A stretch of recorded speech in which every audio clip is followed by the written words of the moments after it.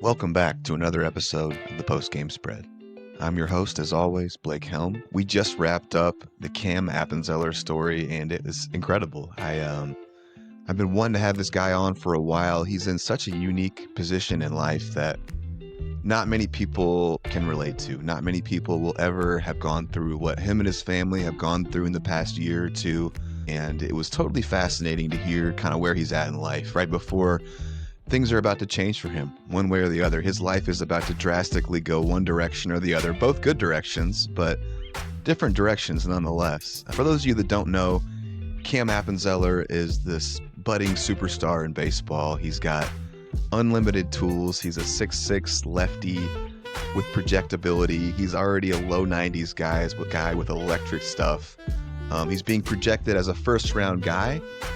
He's also a Tennessee commit, Tennessee being one of the premier programs in college baseball right now. They're always knocking on the door for a national championship. They won one in 24. So, he's in a spot now where July 13th, 14th is going to be the draft. So we're going to see then, But up until that, I kind of wanted to just get an idea where he was at, because he's also a guy that didn't come up he wasn't a Bryce Harper. He wasn't this guy that everyone thought was going to be the next big thing. This all happened in the last 2 years. He went from being like a low 70s guy as a freshman to just these progressions to a low mid 80s guy as a junior to pumping low 90s with run and crazy movement and all this stuff as a senior. This whirlwind of scouts, of recruitment, of all this stuff, trying to navigate that.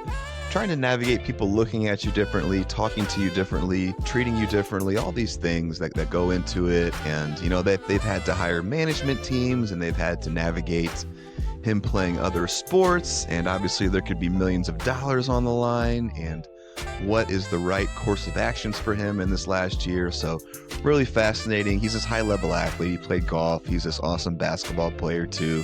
They ended up getting 4th in state in basketball, too. So just hearing it all, I thoroughly enjoyed this with him. I feel like Cam and I are boys now. I like to feel that way about every guest that I've had on. And I've extended an invitation to him, which he has accepted, to come on again as a guest. As his career progresses, we're going to keep tabs on him, where he's at, whether that's it, whether he's a 10 Vol next year or whether he's somewhere in pro baseball. We're going to keep doing updates about kind of how his life is progressing, how his career is progressing. But I think you guys are going to really enjoy this. I thoroughly enjoy this. I thought it was incredibly special, incredible maturity, insight. It was incredible. We heard from Brett Huber, his pitching coach, his personal pitching coach. This guy is an all-time save leader at Ole Miss, played in the Tigers organization.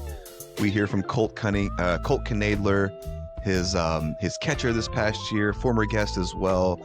He's a D1 QB recruit as well as catcher, incredible athlete. We hear from Casey Erickson, Crook, his head coach, local baseball guy, played pro ball for many years, buddy of mine, former guest, like I said. We hear from Derek Parris, the director at 1450s.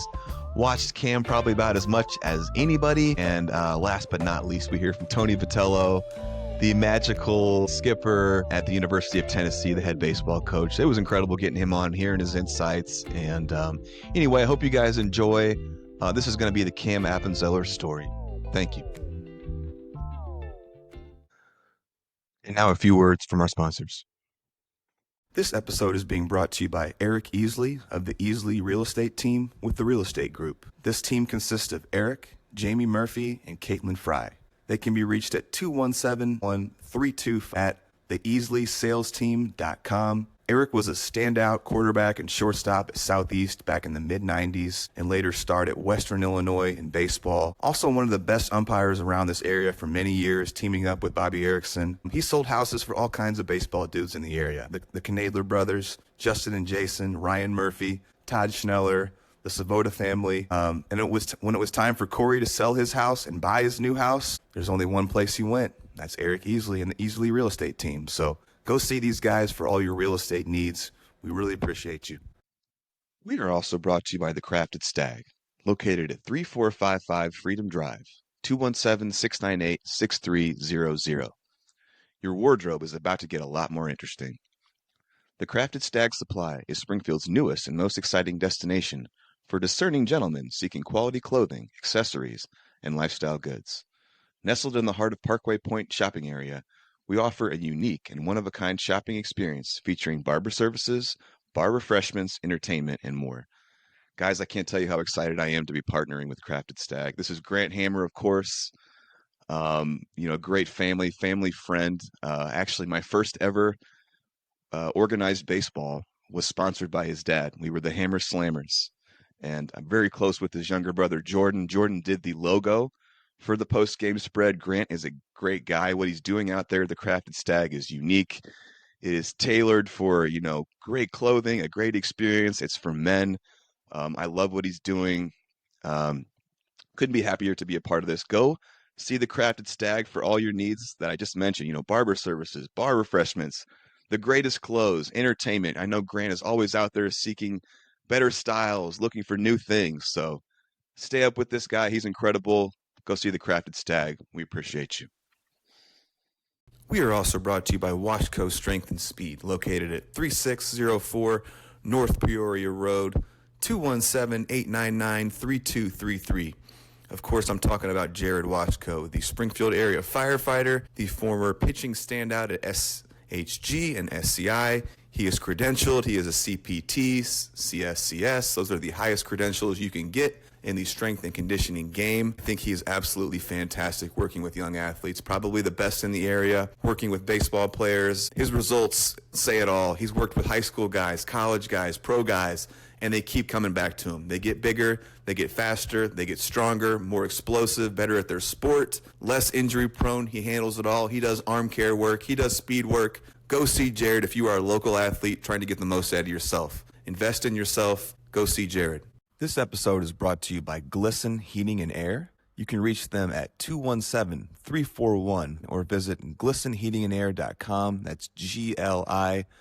This is owned and operated by Gibbs Gleason himself, a member of the 2000 Pleasant Plains baseball team that were state champs. That's the Dusty Bensko era, former guest. This guy's in the baseball community. He helps coach his son, who's in the local travel scene. This truly is the pros pro for HVAC in the area. I mean, this is a who's who of former pros that have used him. Let's talk about Corey Erickson, Jason Worth, Ryan Murphy, Jason Knoedler, Justin Knoedler, Brad Owens, Greg Morantz, Jason Washam, Eric Easley. His reviews speak for themselves. Call Glisten Heating and Air. They care about your air. We appreciate you. We are also brought to you by Iron Palm Coffee, located at exit 82 right off I-55 for Auburn and Pawnee. This is a very special guy to me. This is my buddy, John Drakamp, one of my best friends. He's had this vision of having this coffee spot for years. It's finally, come to fruition, and he's slanging some of the best coffee in Central Illinois. It's a coffee trailer serving up top brewed quality coffee, espressos, lattes, frappes, tea, baked goods, and much more. You can find them on Facebook at Iron Palm Coffee 217, IG or Instagram Iron Palm 217. Seriously, go support this guy. He's a big part of my story. Incredible guy, incredible vision, the best coffee around. Go support him. All right, guys. Welcome back to another episode of the Post Game Spread. I'm your host, as always, Blake Helm. I'm sitting here with Cam Appenzeller. This is going to be really special. This guy is at a really unique kind of time in his life, kind of a crossroads, and we're going to get into it. But I thought it would be such a cool idea to get him in here at this time and kind of get a feel for, where he's at in life, how he sees things, what he's been through. This is a one-of-one experience that him and his family have been through in this past, couple of years. So let me start off with some of his accolades, how I usually do it. So, 2025 Chatham Glenwood grad, where he was MVP of the golf team, led the Chatham basketball team to a fourth place finish in state as a 6'6" point guard, dunking all over dudes, SJR player of the year. Baseball wise, some polls have you ranking as the number one lefty arm in the draft. I've seen projections anywhere from 5 to 50. All of your pitchers are being rated at 50s and above on the grading scale. A Tennessee commit under Tony Vitello. I've seen you ranked as number one left-handed arm in the country, state, high school. It depends. So for this story, I talked to some really cool people, some baseball dudes. Tony Vitello being number one, that was incredible to talk to. That guy is a special person. I swear when he popped up on my computer screen, it was like the aura, like Vol Orange, just like popped off the screen. He's always got Vol Orange. Right? I mean, he's always got it. I loved it. So the UT Vols head coach, they were national champions in 24. There was a cool video, a little clip of him bonding with my daughter over ice cream. That was kind of hilarious. I put it out there. Brett Huber, your personal pitching coach at Maximized Pitching Labs, former Detroit Tigers minor leaguer, the all-time saves leader at Ole Miss. Cool guy. I've had some great combos with him. Casey Erickson, the Crookster, your head coach at Chatham Glenwood, former pro with the Yankees and Pirates, former guest, my boy, Colt Knoedler, your catcher this past year. He's a D1 recruit in football, at quarterback, and catcher in baseball, former guest as well. And then finally, last but not least, Derek Parris, the sports director at Channel 1450. He's been watching you for a long time, so I thought it would be super interesting to hear kind of what he has to say about how he's seen you and whatnot. And then kind of what I alluded to earlier about why I think this story is so interesting is just like, what a unique experience that you and your family are going through. Like, nobody gets to go through this. Very few people get to be in a position where, you know, in a few weeks, your life could totally change, you know, completely. And you've got two kind of directions. Like I said, you're being projected anywhere from 5 to 50, 20 to 50. It depends, but you could become a millionaire overnight, or you could choose to go to UT and be kind of part of one of the most storied programs right now under Tony V. You'll be knocking at the door essentially every year to get into the World Series, national championships type stuff. So crazy. So I'm glad that we finally got you on here. And anyway, buddy, how the heck are you doing? Would love to hear kind of how are you feeling today? What's up? I'm doing good. I mean, like you said, it's a crazy time in my life. It's weird not knowing what I'm going to do or where I'm going to be at in the next couple of weeks, but I'm really excited to see what happens and see how Tennessee is when I go there tomorrow. Right. Yeah. So you're going there kind of pre-draft, like hang out for a little bit or move in, or what's the kind of going on? Like they have freshmen. I think a lot of the like programs in the country have freshmen move in during the summer and start summer classes and summer workouts and all that stuff. So I'll go down there, move into my dorm, and just kind of start working out and taking classes. I mean, yeah. Oh man, that's incredible. So before we get going here, I have a ton of local sponsors that breathe life into this podcast, and I will be putting those in throughout the podcast. But I have a bunch of national sponsors that are now kind of jumping on, and I think it's kind of cool. So we're going to start off to you. We're brought to you by Clean Fuego. I absolutely love these guys. I think it's an incredible tool for, let's see what we got here. We're changing the game with innovative training tools designed to help players and coaches improve spin efficiency, grip, overall throwing mechanics. Built for athletes of all levels, our products deliver immediate feedback to take your skills to the next level. Whether you're on the field or in the bullpen, Clean Fuego is here to help you train smarter and play better. Head on over to cleanfuego.com. We're also sponsored by Timber Bat Co. I love these guys. This is Mitch Piatnik. He's an incredible hitting coach on Instagram. They have heavy bat trainers, youth bat trainers, and my favorite, the flat bat, half bat. I think it's a really cool training tool to kind of give you instant feedback on your bat path. Are you slicing? Are you coming up too much? Are you coming flush? Are you, on path? They're incredible. They've got cool paint jobs too. Head on over to timberbatco.com. And then finally, we're brought to you by Old Boy Outfitters. What's up, Old Boy? Old Boy is an outdoor lifestyle apparel brand with outdoor inspired designs. Perfect for the old boy. Old Boy proud. Cool here. And we've got a couple Old Boy hats scattered around here and whatnot. So are you ready to go on some questions here? Or what are you thinking? Yeah, I mean, we can get into it. Ready to get right into Yes, it? sir. Okay, cool. So I thought it'd be fun to kind of explore your career through, questions and whatnot, and we'll just kind of riff off some clips when we get there and whatnot. So yeah, I'd love to hear a little bit about your family. Tell me a little bit about your family and what life has been like for you in the past year. Yeah, I mean, I got a really supportive family, but this past year has been kind of crazy. Just like my brother still plays summer ball and basketball and golf, so he's also a 3-sport athlete. Yeah. So mom and dad are always trying to make my games Is that and Cooper? his games. Yeah, Okay. Cooper. Yeah. And I mean, along with them, I got really supportive grandparents and aunts around here too. I mean, everybody's always trying to make Cooper's games and my games. So I have a really good support system around me. Yeah, I mean, it's just been really busy, just always going. I feel like it's been nonstop for Tell the me a past little bit year. about mom and dad.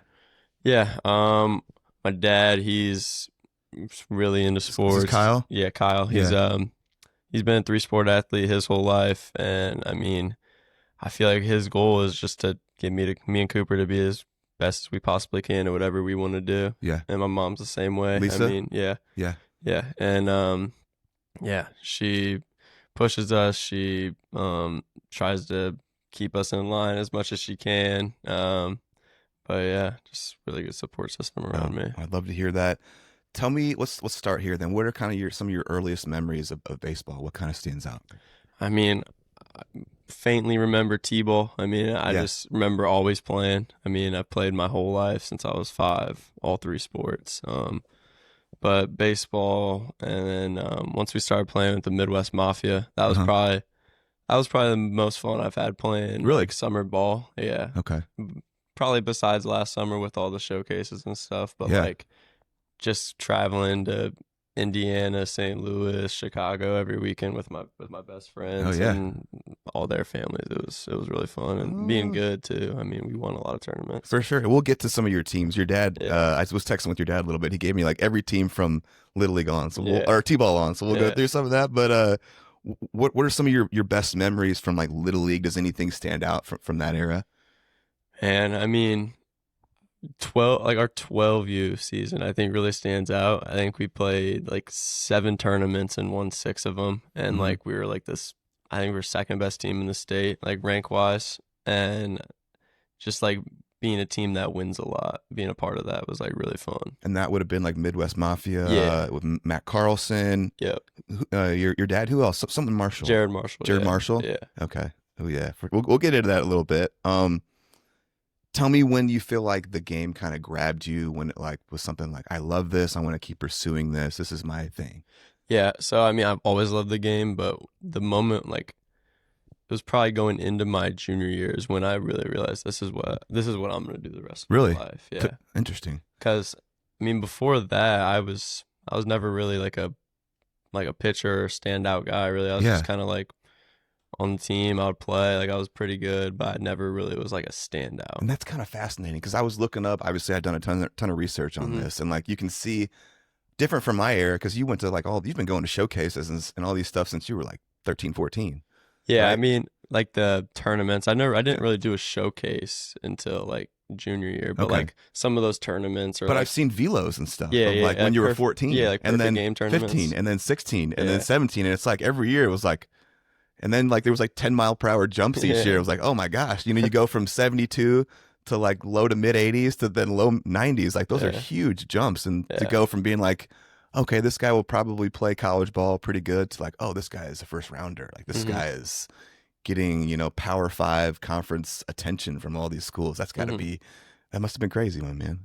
It was insane when it first started happening. Right. I mean, it's just nothing like I've ever. Yeah. I mean, I guess I've seen it with Parker. Like I used to, so you guys saw a little bit of that. Yeah, but I mean, I used to put him on a pedestal. I'd be like, oh my God, this guy's meeting with MLB teams. Like, this is insane. And then like you even are probably a scale above that in terms of attention and what's been going on and whatnot. Maybe. So at least you got to see some of that kind of beforehand, what it looked like. Yeah. Yeah. And everyone has really raved about you too, how you handled it. Like people said like it didn't matter how many guns were in the stands, or like it didn't really phase you. I guess you don't know what's going on inside you, but how did you? I mean, that's kind of how I think about it. I mean, weirdly enough, it doesn't really feel like there's pressure on me in those situations. Like I've kind of always enjoyed whenever people are like watching. Like the bigger the game, I feel like the better I throw. Interesting. The more people there, the better I throw. Okay, I like that, dude. What are some of the things about baseball that you love the most? Man, about pitching is just being out there controlling like the game. Like I just love being the one who starts every play, and just like the team competition part of it. Like I love going out there and trying to win for my guys and win with a team. Yeah, love that. Here we go. So your dad gave me the whole list. I'm gonna run through them, and then if there's any one team you want to just like talk about a little bit or whatnot. But your career has gone for the 5U. This is Springfield Southwest baseball, T-ball, White Sox. Your dad was the coach. Yeah. 6U, you guys were the Cardinals. Your dad was the coach, still T-ball. Then the Midwest Marlins, 7U. It looks like dad was still coaching then. 8, 9U, Springfield Cardinals. This would have been Jared Marshall, your dad, and Tim Elliott. And I love Tim Elliott. Me too. He coached me in high school. That's a special special baseball man right there. Yeah. And then 15U Midwest Mafia, your dad, Jared Marshall, Matt Carlson, Flood City. That Mhm. yeah, 16U Ryan Turner, Justin Palmer. Mhm. So that's the Lincoln Land coach. Yep. And then the Gator Baseball Academy. Mhm. Jake DePue, am I saying that right? Yep. Jake DePue. Okay. Any one of these teams you want to sit on or talk about a little bit, or I mean, really, the Mafia. I've talked about them a little bit. That was one of the best times I had playing baseball. I But feel like then, it's a quality organization? yeah, Yeah. oh yeah. I mean, we were the first team in that organization. Like my dad, Jared Marshall, and Matt Carlson, like kind of started it, Yeah. and then it's kind of grew, and then we have a lot of good teams at all ages. But then after that, I mean, Flood City. That was probably also one of the most fun times I've had playing. I played up a year with like the 24s, Yeah. but like that team was like really close, and I learned a lot from like Seth Impson and older guys like that. Oh yeah, he just signed somewhere? Yeah, Memphis. Memphis. Yeah, shout out to that dude. Yeah. Sick. I love seeing the guys move on like Yeah. that. And Gators too. I mean, Tell me about that. Yeah. like What's that organization on? They're not here, right? They're they're out of like Edwardsville, St. Louis. Yeah, St. Louis area. They have a Missouri side and like a Illinois side, but okay. I mean, that was my first year. They're like an actual like I don't know how to describe it. It'd be like not like a local team, but like a big summer Yeah, ball like, organization. like a national organization Yeah, kind of a thing. yeah, and that was right. the first time playing teams like that, and it was like we had a really good team. Like Yeah. it was a special group. I think we had like 12, like 9 or 12, Yeah. like D1 commits. With like obviously you're in a position where you could probably choose any team you want to play for. How did you end up with them? I've had friends play there, and it's like a close national organization team. Okay. Like instead of just not like just showing up at tournaments and meeting the guys, like I was able to like know guys before and meet Yeah. them, and like it was a really good team. We won a lot of games. For sure. Second, I just want to check this. We're doing great. Cool. Sweet. Cool, man.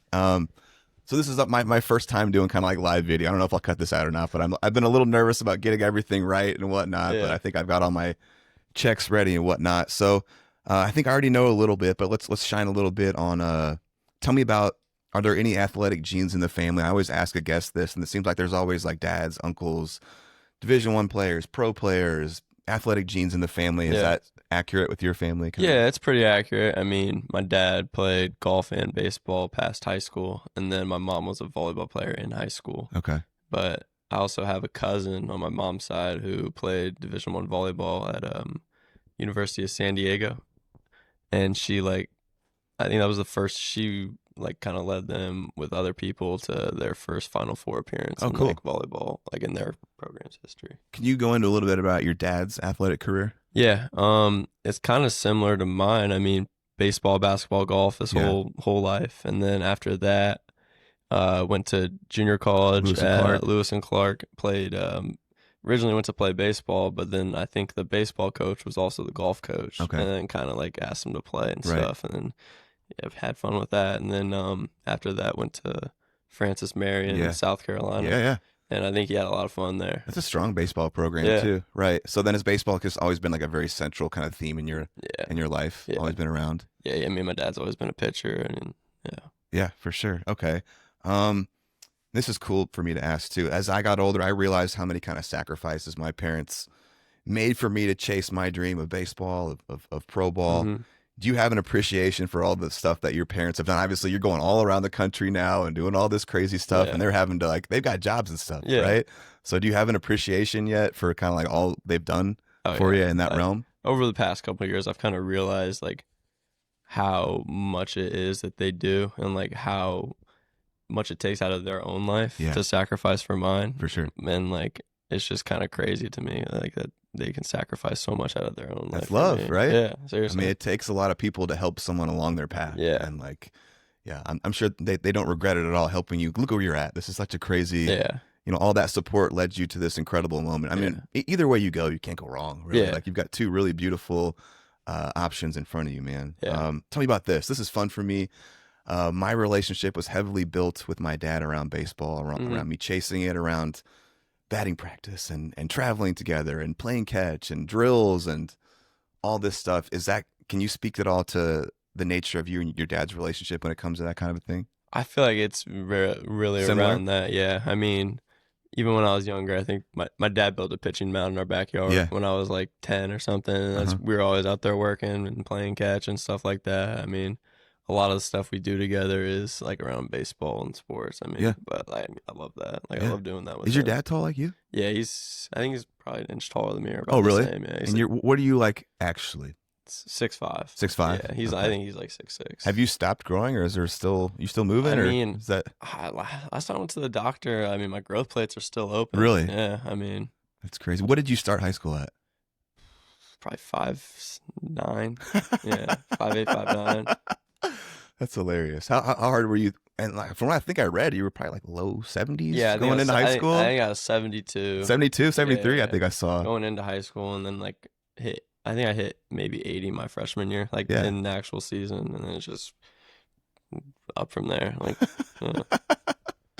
that's so crazy, man. I love how stuff like that happens. Tell me about your involvement in golf. I've got a great clip to play later where Tony was talking about you got to swing a little bit while you were down in Tennessee, that he's talking about the golf coach was liking you, and then I guess Peyton Manning saw the video, was like talking about it. Do you know this already? Yeah, it was kind of funny. Like whenever I was on my visit, they like made a special time to go to Tennessee's golf facility and show me that. And they know I like golf. They knew I'd want to see that. But I mean, I got to swing, and then the golf coach came out. He said I had a pretty good swing, and I mean, I was hitting it pretty well that day. And I also got to play in their alumni golf outing while I was there. Oh, that's sick. Yeah, it was fun. It was a nice course too. And like took a video of it. I guess Tony, the golf coach, and Peyton Manning were on a podcast. And they just brought the video out and showed them. And I mean, I think so. Like a good swing for a baseball player. Okay, so, cool. Yeah, right. That was kind of crazy. I mean, Peyton Manning just Peyton Manning is evaluating your golf swing. Yeah. What a funny thing. Literally. Okay, so I'd love to hear a little bit about what golf means to you. You've obviously continued on to be a 3-sport athlete, MVP of the Chatham golf team this year. What do you enjoy about golf? Why has it been kind of a fun thing for you to do? Yeah, I mean, played it my whole life, but I feel like golf's just something like I can do. Just go out on the course, relax. There's just nothing else. Yeah, not as much pressure. Yeah, you're just out either playing with your friends or playing by yourself, just having fun, just on the golf course. Like, just enjoying it. Yeah. Yeah.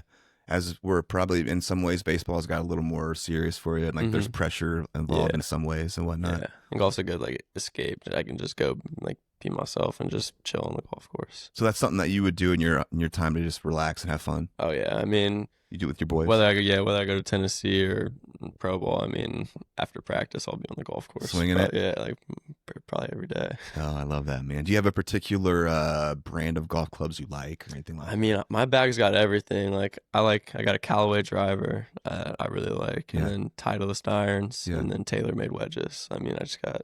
Hey, any of those companies, he's a free agent right now. If you're looking for deals, actually, yeah, scoop this dude up. Someone like Liam Doyle, he got like custom fitted when he got to Tennessee, like some brand like custom fit him for a whole set of clubs. And I thought that was pretty sick. Well, I hope that happens to you too, my man. That'd be sick. This is fun too. Let's talk a little bit about your basketball career. I thought it was absolutely fascinating that you chose. You know, this year has been wild for you when you obviously know that millions of dollars could be on the line and that you chose to go out and play basketball when a lot of guys probably would have shut it down, you know, and that you also lifted Chatham basketball to this place. Like the point guard went down, right? Yeah. So you had to kind of jump in as a point guard, which is not kind of your natural thing. But then there's awesome videos of you out there just like thunder dunking on people and just it's incredible. But I'd love to hear kind of take me through what basketball meant to you and why you decided to play this winter as opposed to shut it down. Yeah, when I was younger, I mean, basketball was probably my sport I wanted to play. Like I've been a Duke basketball fan. Okay. Coach K, like that's what I wanted to do. I had dreams of playing basketball at Duke. Sure. And I mean, I always played. I probably played around the same amount of basketball as I did baseball when I was younger. Yeah. And then just like continuing into high school, it was always something I enjoyed. And then like, I mean, I never wanted to give it up really. Like, yeah. So, I mean, obviously you had like management and managers and all these things. Were they like, dude, don't play, or how did this go? They definitely didn't want me to play. I mean, yeah, I've had conversations with them, and Right? Like my advisor, he Like, was no? definitely was like, I mean, it'd definitely be smart for you not to play, along with Brett.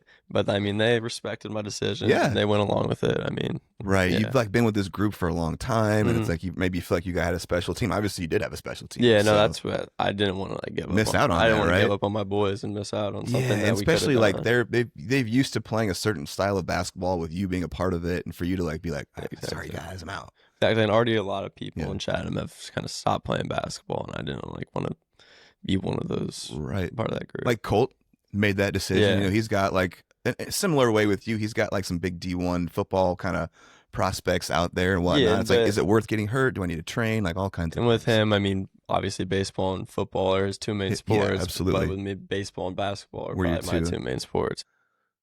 And now a few words from our sponsors. We are also brought to you by Body Symmetry, located at 2201 West White Oaks Drive, bodysymmetry.com. More specifically, Chad Marshik, the owner, head trainer. This guy is just amazing on so many levels. He is capable of training anyone from a child to a pro athlete to just your normal everyday person to the elderly. And not only is he a trainer, but he is also adept with, physical therapy, nutrition. Everything is going to be customized to you and what you need. There's a movement analysis when you first come in to address any deficiencies you have. It's all customized. Chad is the most positive, happy guy I've ever been around. Body Symmetry will get you right. I would, put my faith in Chad and his trainers any day. So go to bodysymmetry.com, get set up. Chad, we appreciate you. Thank you. We are also brought to you by GT Performance Consulting, where athletes gain new perspective, and the greater than mindset is the motto. This, of course, is the former baseball great Greg Taylor at Springfield High School, Forest Park, University of Louisville, and Yankees draftee. He can be reached at gtperformanceconsulting.com, connect at gtperformanceconsulting.com, or 314-250-4748. He offers a myriad of services, including the starting line, one-on-one, the Huddle Up program, and disc profiling. GT Performance Consulting is a sport and mental performance consulting practice dedicated to helping athletes reach their full potential both on and off the field. In today's world of sports, the pressure to perform is at an all-time high and has created a greater need for mental performance support for athletes. GT is here to help bring new perspective to athletes, parents, coaches, and support systems. Specializing in programs that cater to each athlete's specific needs, from stress management to confidence-building techniques, GT Performance Consulting focuses on the well-being of athletes so they can maximize their athletic experiences. Guys, Greg was a former guest. He really went through it in baseball with mental stuff and pressure, and it's become a full circle passion for him. Please use him. If you have young athletes, even for yourself, it's very beneficial. It's a huge part of the game these days. We really appreciate GT Performance Consulting coming on board. Thanks, Greg. We are also brought to you by Cardinal Cleaning. They can be reached at cardinalcleaningonline.com and 217-679-6567. Owner-operator Adam Springer, local baseball dude, family friend, stand out at Chatham Glenwood in the mid-90s. Also had a stellar career at Rend Lake and Kentucky Wesleyan. Cardinal Cleaning can take care of any cleaning needs you have. Home, business, restaurant, weekly, bi-weekly, monthly, whatever you need, they can take care of you. Get a hold of Cardinal Cleaning. They'll do the rest. We are also brought to you by Milner Dentistry, located at 755 South Grand Avenue West. They can be reached at 217-528-3384. Dr. Ty and his staff are incredible. The place is clean. They do amazing work. They can handle all your dentistry needs. Thanks again to Dr. Ty for agreeing to sponsor us here. He was a standout at Rochester, SCI, and then later had a really cool story of walking on at the U of I. Have a ton of respect for this guy. Please go support Dr. Ty and Milner Dentistry. We are also brought to you by BSN Sports, specifically Adam Anderson, who grew up playing ball with Blaine Cravens and Walt Patton, former guests here, and played football at Illinois College. BSN Sports, the nation's leading supplier of sporting goods, uniforms, and apparel. They provide game-changing solutions to their customers and work to make life easier for coaches. They have over 13 sales pros in the central Illinois area. Reach out to Adam Anderson at adam.anderson@bsnsports.com. They'll take care of you. We really appreciate you guys. Thanks, BSN. Yeah. Okay. Let's do some Derek Parris clips here. Right. Obviously, this dude has seen you do some incredible things, so I thought it'd be really cool to get kind of an idea of Yeah. how he kind of saw you here. So let's go. Derek Parris, what stands out? Here we go.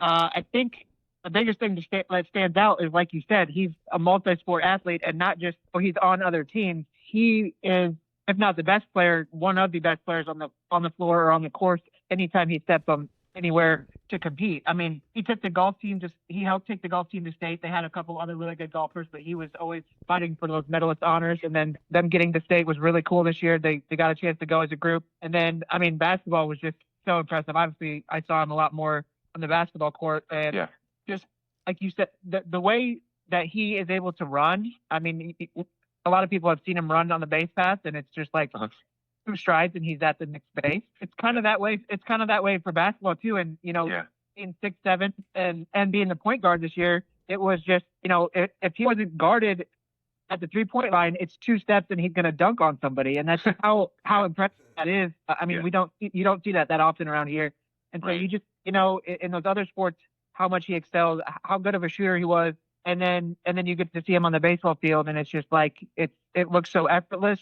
He's so tall that his stride when he comes off the mound and the way he delivers, kind of from the side, it's so intimidating and it just looks so impressive. And that just speaks to how much of a freak athlete he really is.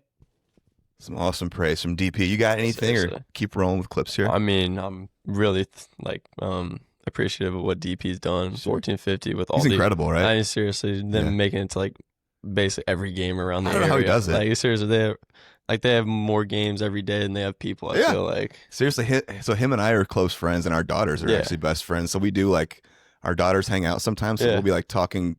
We do kind of similar things in a way. Yeah.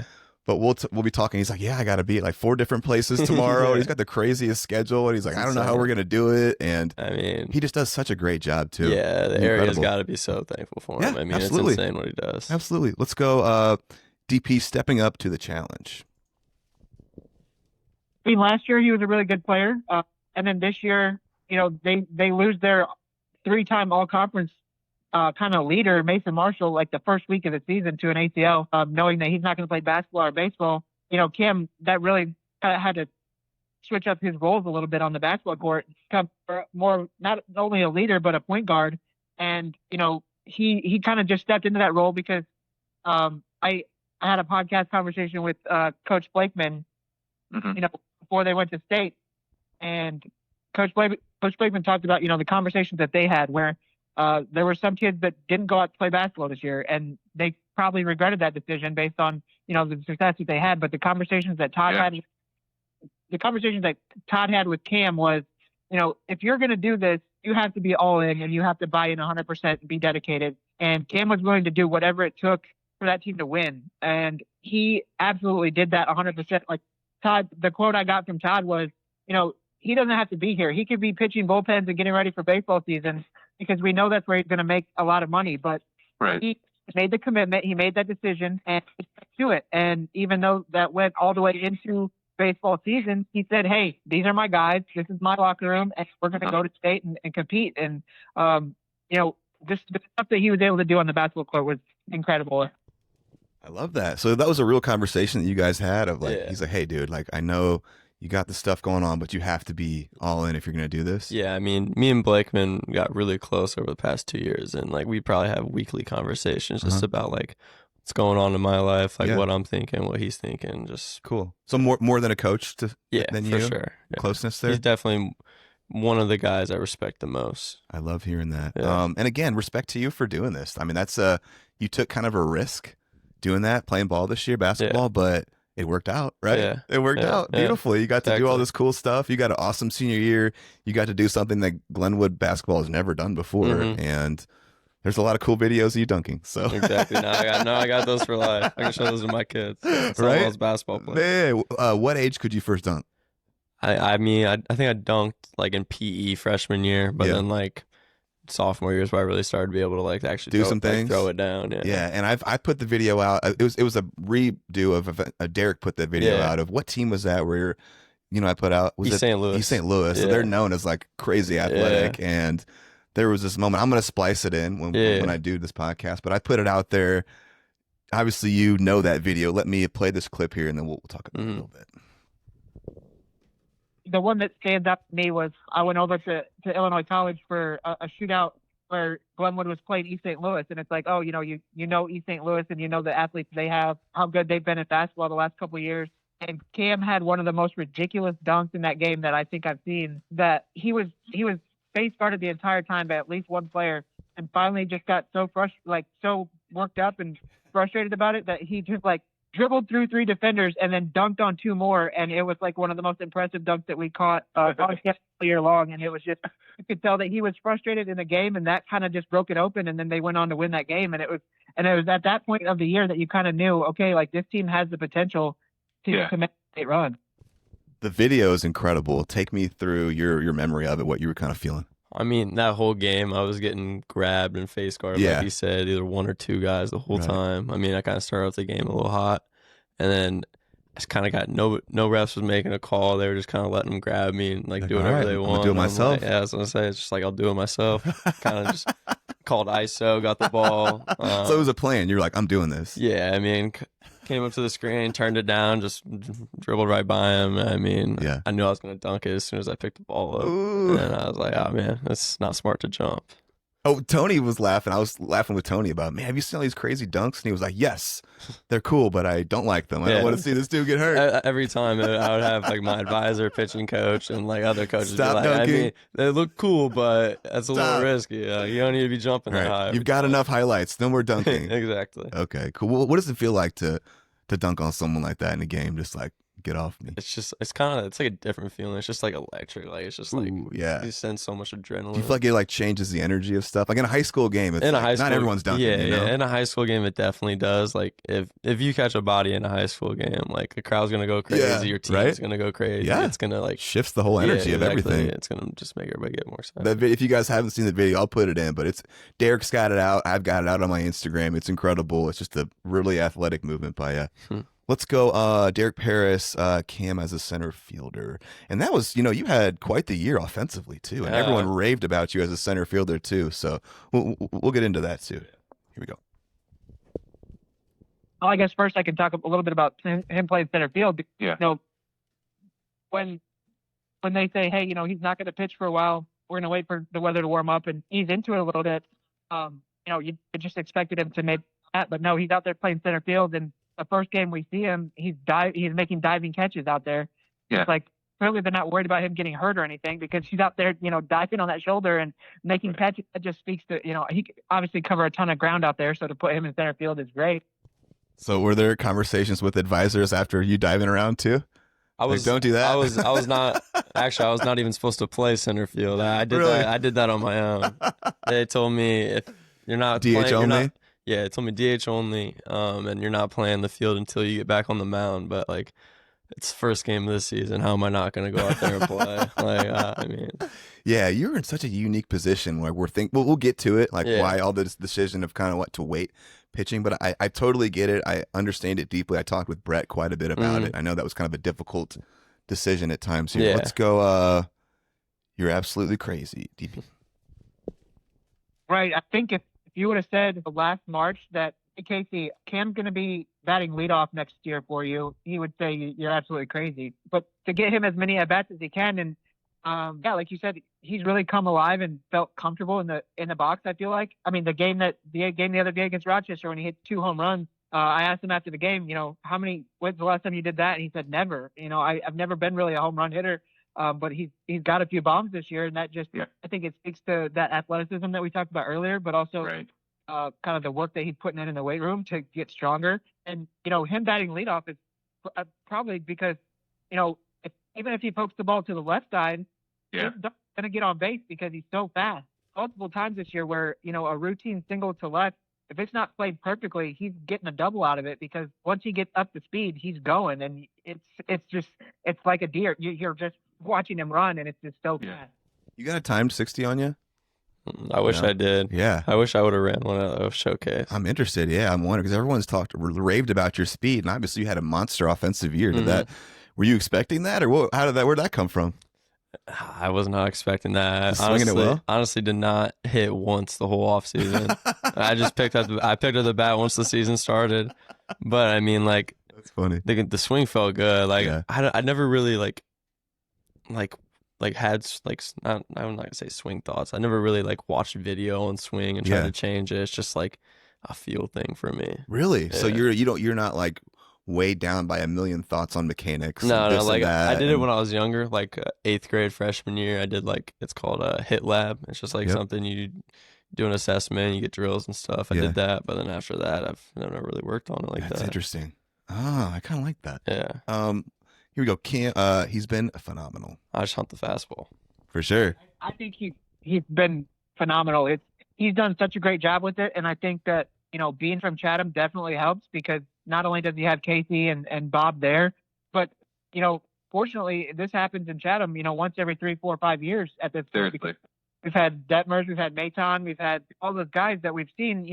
When you show up to the ballpark for a 4:30 game, you better get there by 3:30 because there's nowhere to sit behind the plate because there's that many backs of scouts and radar guns. Wow. And for a 17, 18-year-old kid, that definitely can be a lot of pressure. And I've talked to him about it a little bit before games, after games, and in between. And he really just sees it as an opportunity, to show talent. And that says a lot because you could put a lot of pressure on yourself by doing that. And he sees it more as I've earned this opportunity, so let me go show what I can do. And for an 18-year-old kid, that's just really impressive, and it speaks to not only his family and the people that he surrounds himself with, but just kind of him trusting his stuff and trusting that he's put the work in. So now it's to go out there and show it because that's what the people want to see. You got anything off that clip? Yeah, I mean, I agree. The scouts behind the play, I kind of just feel like it's an opportunity for me. Like I trust my stuff enough that like I'm not gonna go out there and try to throw as hard as I can. Like I know my strengths. It's throwing strikes and getting guys out. I don't need to go try to blow it by everybody. Yeah, beautiful. Well, what would you say in game your effort is for you when you're like when you're sitting low 90s and stuff like that? I probably just sit around 90%. Yeah, like there, like just kind of cruise control 85, 90% and let a few eat sometimes, but like smooth is fast for me. Oh yeah, for sure. Yeah. Absolutely. This is gonna be our last DP one. This is called Cam's competitive spirit, and a lot of guys have commented on your competitive spirit, so I can't wait to hear a little more about it. I think the one that stands out and the one I kind of want to get across, and I don't want this to come off as a bad thing, but I think it's worthy of having a conversation about is just how competitive he is. Clearly he's a superior athlete, but the conversation with other coaches and stuff has always been, he's a really good talent, but he can be kind of a hothead, or he's super competitive, and it's like, no, you can tell that he's different and built different, and so he's very competitive. He cares so much, and that shows. Like that will do anything to win whatever you're playing. It doesn't matter what sport, whatever he's doing. He's competitive. He wants to win. And if he's not winning, he's going to try to find a way to beat you, mental, physical, whatever. And so I think that he's showcased that on so many different levels and in so many different sports that I just want to be shown that, like, even if the conversation is, hey, you can tell that he gets out there and, he's talking to himself, and it's like, he gets fired up. When it's the Glenwood SHG rivalry and he gets a big strikeout, he's going to show a little bit of emotion. And to me, I don't think that that's a bad thing. I think that shows that he cares and shows that he's competitive, and it shows that he wants to win. And if I was a coach, I would want that kid on my team more than, a kid who doesn't show any emotion, and you have to kind of get energy out of him. You're going to get 110% from Cam all the time, and he's going to help your team win no matter what you're playing. Cool clip. Do you have any thoughts on kind of your competitive spirit as he kind of coined it there? Yeah, like he said, on a basketball court, it was a lot more like talking crap and stuff like that. But like, will you jaw back and forth on the court a little bit? Yeah, it's like if you're gonna come at me, I'm gonna come back at you. It's just how it is in basketball. It's too high paced to not like be that into the game. It's just, I feel like if you're gonna back down from somebody, like, why you on the court? Ooh, okay, yeah, I'm with it. Cool, man. I love that. So thank you, Derek Parris. That was incredible. Yeah. Appreciate your time. Appreciate all you do for the Springfield community and sports. You're incredible. Moving on. Before we get to some more questions, we're gonna do some little Colt Knoedler clips here. He was awesome. I love that guy. Former guest here. Your catcher this past year, like I said, D1 recruit in baseball and football. Awesome quarterback, and he had a cool clip. We'll play it here, but he had a cool clip. I guess he said something like, man, what if I could have got Cam to play football? this last year, like throwing to a 6'6" He wide talked to me receiver. about that like a week ago or something. It was. I mean, obviously that would have been a would've been fun. no-go, but just think about how many touchdowns you guys could have connected on. That'd be crazy. Okay, man, and your speed too. All right, let's go. I'll play that right now then. Colt Knoedler, football dreams. Yeah, we always tell him that we wish we had him on the football field. You know, he's 6'5". You've seen the highlights of him dunking. He's probably got a 40-inch vertical. Right.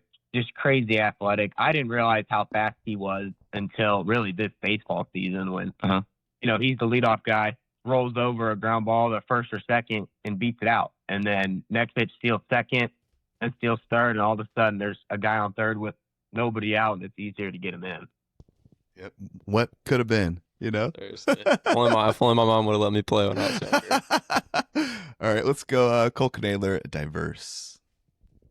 Yeah, Cam has a very diverse personality. A lot of fiery, a lot of passion, you know, when he's on the field. But then off the field, I mean, great guy to be around. He's always joking around, always got a smile on his face. He's fun. Okay, let's go. Colt, outfield report. He's definitely got the tools. I mean, 5-tool, you know, he's great center fielder. He can swing it. He's fast. I mean, that's definitely what you look for. I think he had 6 or 7 home runs this year. So that response was based off of, I asked a lot of these guys, I was like, you know what, if Cam didn't have $1 million arm, is this guy a D1 pro kind of a guy as a hitter outfielder? Do you have any thoughts? Like if your arm was like, all right, what do you? I mean, I really enjoy hitting him, like playing outfield. Like I always told my parents, like shagging fly balls for all like the best players in the country over the summer. Just like at the showcases is probably like my best part. Like one of my favorite parts was like chasing down the fly balls. Yeah, like, I just like running and trying to catch every ball. But I mean, definitely would give it a shot if my arm ever gives out. I'll be out in the outfield or behind the plate working my. I asked Tony that too. I was like, man, he had a crazy senior year offensively. I was like, is there any thought of like, he was like, no, he's going to be a PO. And I was like, Cam already said he's going to be a PO, but he swings it really well. That's also what I said. I was like, I don't want to face someone who's like me. Like, I don't want to face 95. Like I'm cool with just like the high school pitching. All right, man, let's go. Colt Knoedler, the competitor. Yeah. So, I mean, I think what speaks about him as a competitor the most is that he still went and played golf and he still went and played basketball when he's, you know, projected to be a first-round draft pick. A lot of kids would probably, you know, go focus their time in the gym and stuff and focus on one sport. But he's a competitor and he's a team guy, and you know he wanted to go help his team in basketball. I mean, led him to a state championship almost. So how exciting was that as a school to watch the basketball team make it that far? It was pretty awesome. Especially Glenwood's never really been known for basketball. So you know, all of a sudden when they're just winning games by 1 or 2 and finding a way to advance, it was pretty sweet. Especially, I've never been in a student section before because I've always played. No, to be there and to be able to cheer on and heckle a little bit, it was pretty fun. I was like, Colt, man, you picked the wrong year to step away from basketball, right? Yeah, it was fun. Definitely could use another 1 or 2 guys off the bench. But yeah, it was fun. Cool. Let's go. Colt plays loose.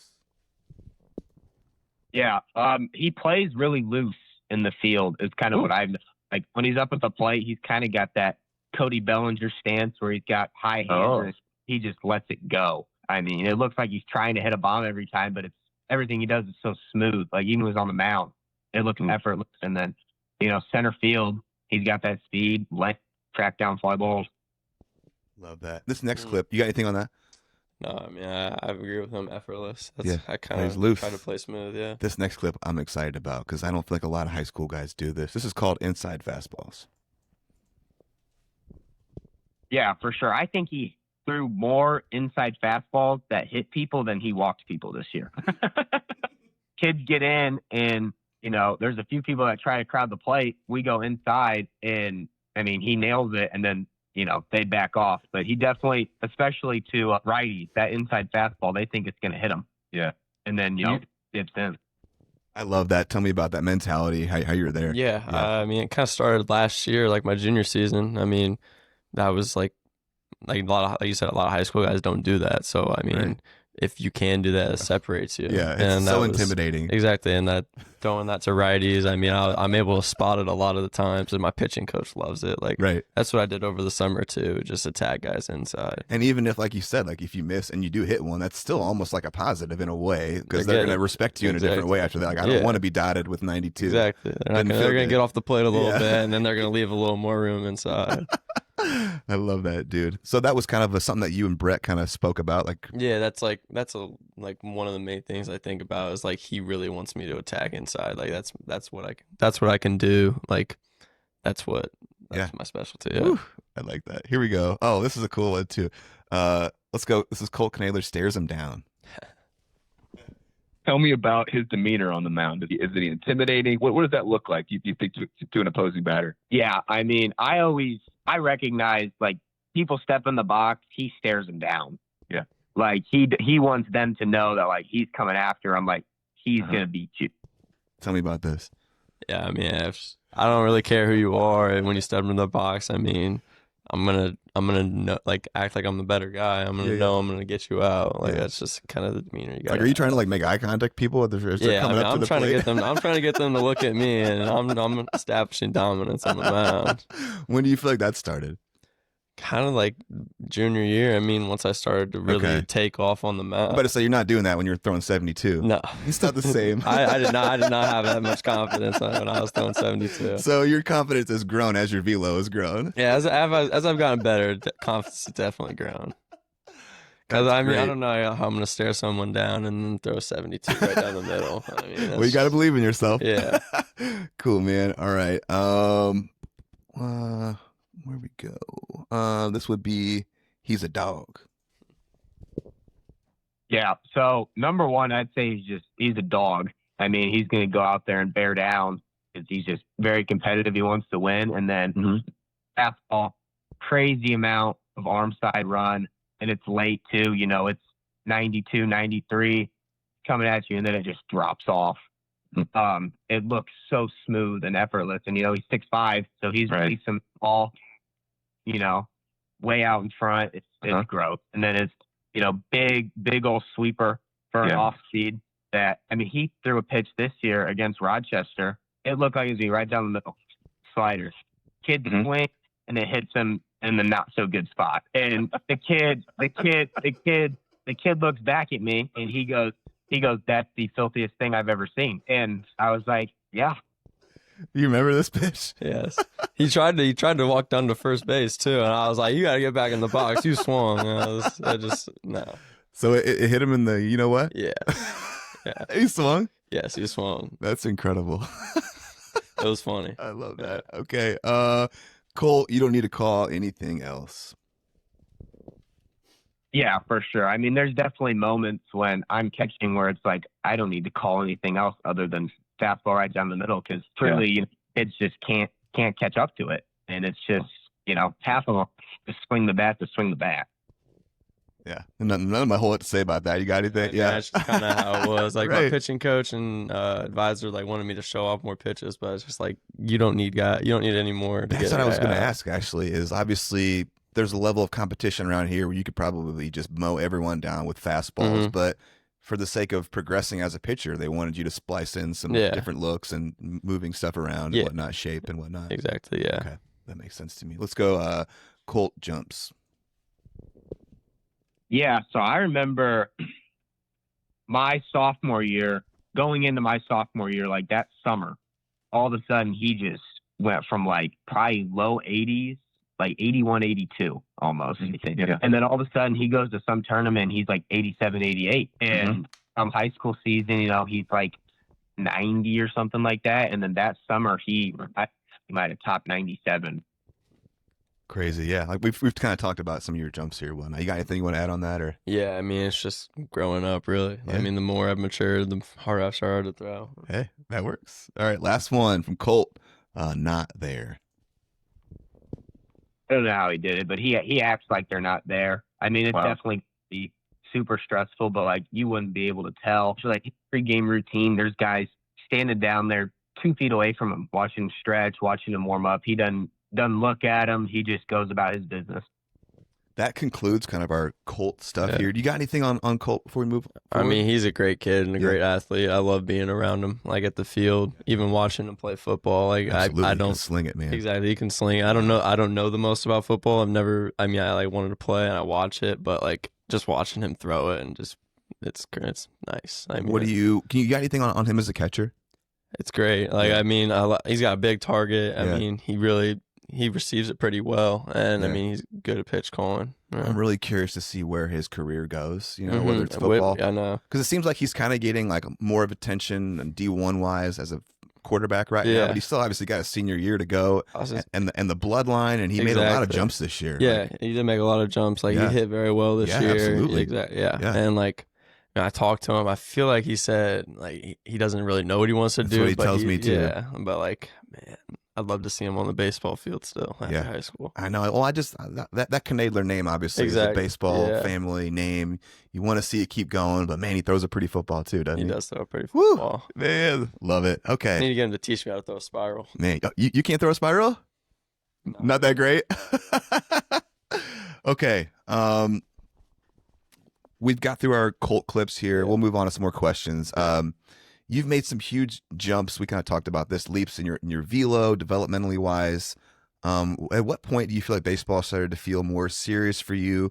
When did like the pro attention and the college attention really start happening? So like the college attention was I threw at a showcase, the battle for the arch. It's kind of like Illinois versus Missouri kind of. Mhm. And I threw there and I was like 85 to 87, top 88, and that's like they put the video out on Twitter, and then like I was playing golf regionals and I had like 25 college coaches start like following me and Really? start texting me Instantly? and like yeah, like, Like- just right after they put out the video, just like Like big time colleges, or pretty big time. I mean, like mid major D1s, or yeah, mid-major, and then like a couple SEC schools. Like Yeah, I'll do that's it. where when South Carolina Okay. started Yeah. texting me and stuff, and then that's college, and then so overnight. yeah, really crazy. Like mid-round, like from whole 9 to 18, I was just getting so many texts. Your life changed. Yeah, Wow. that's I crazy. like You it were was, golfing I and was your I life was it was in the changed. middle regionals too. Like I'm trying not to think about this attention Right. I'm getting for baseball, and I'm trying to play, but it's just like,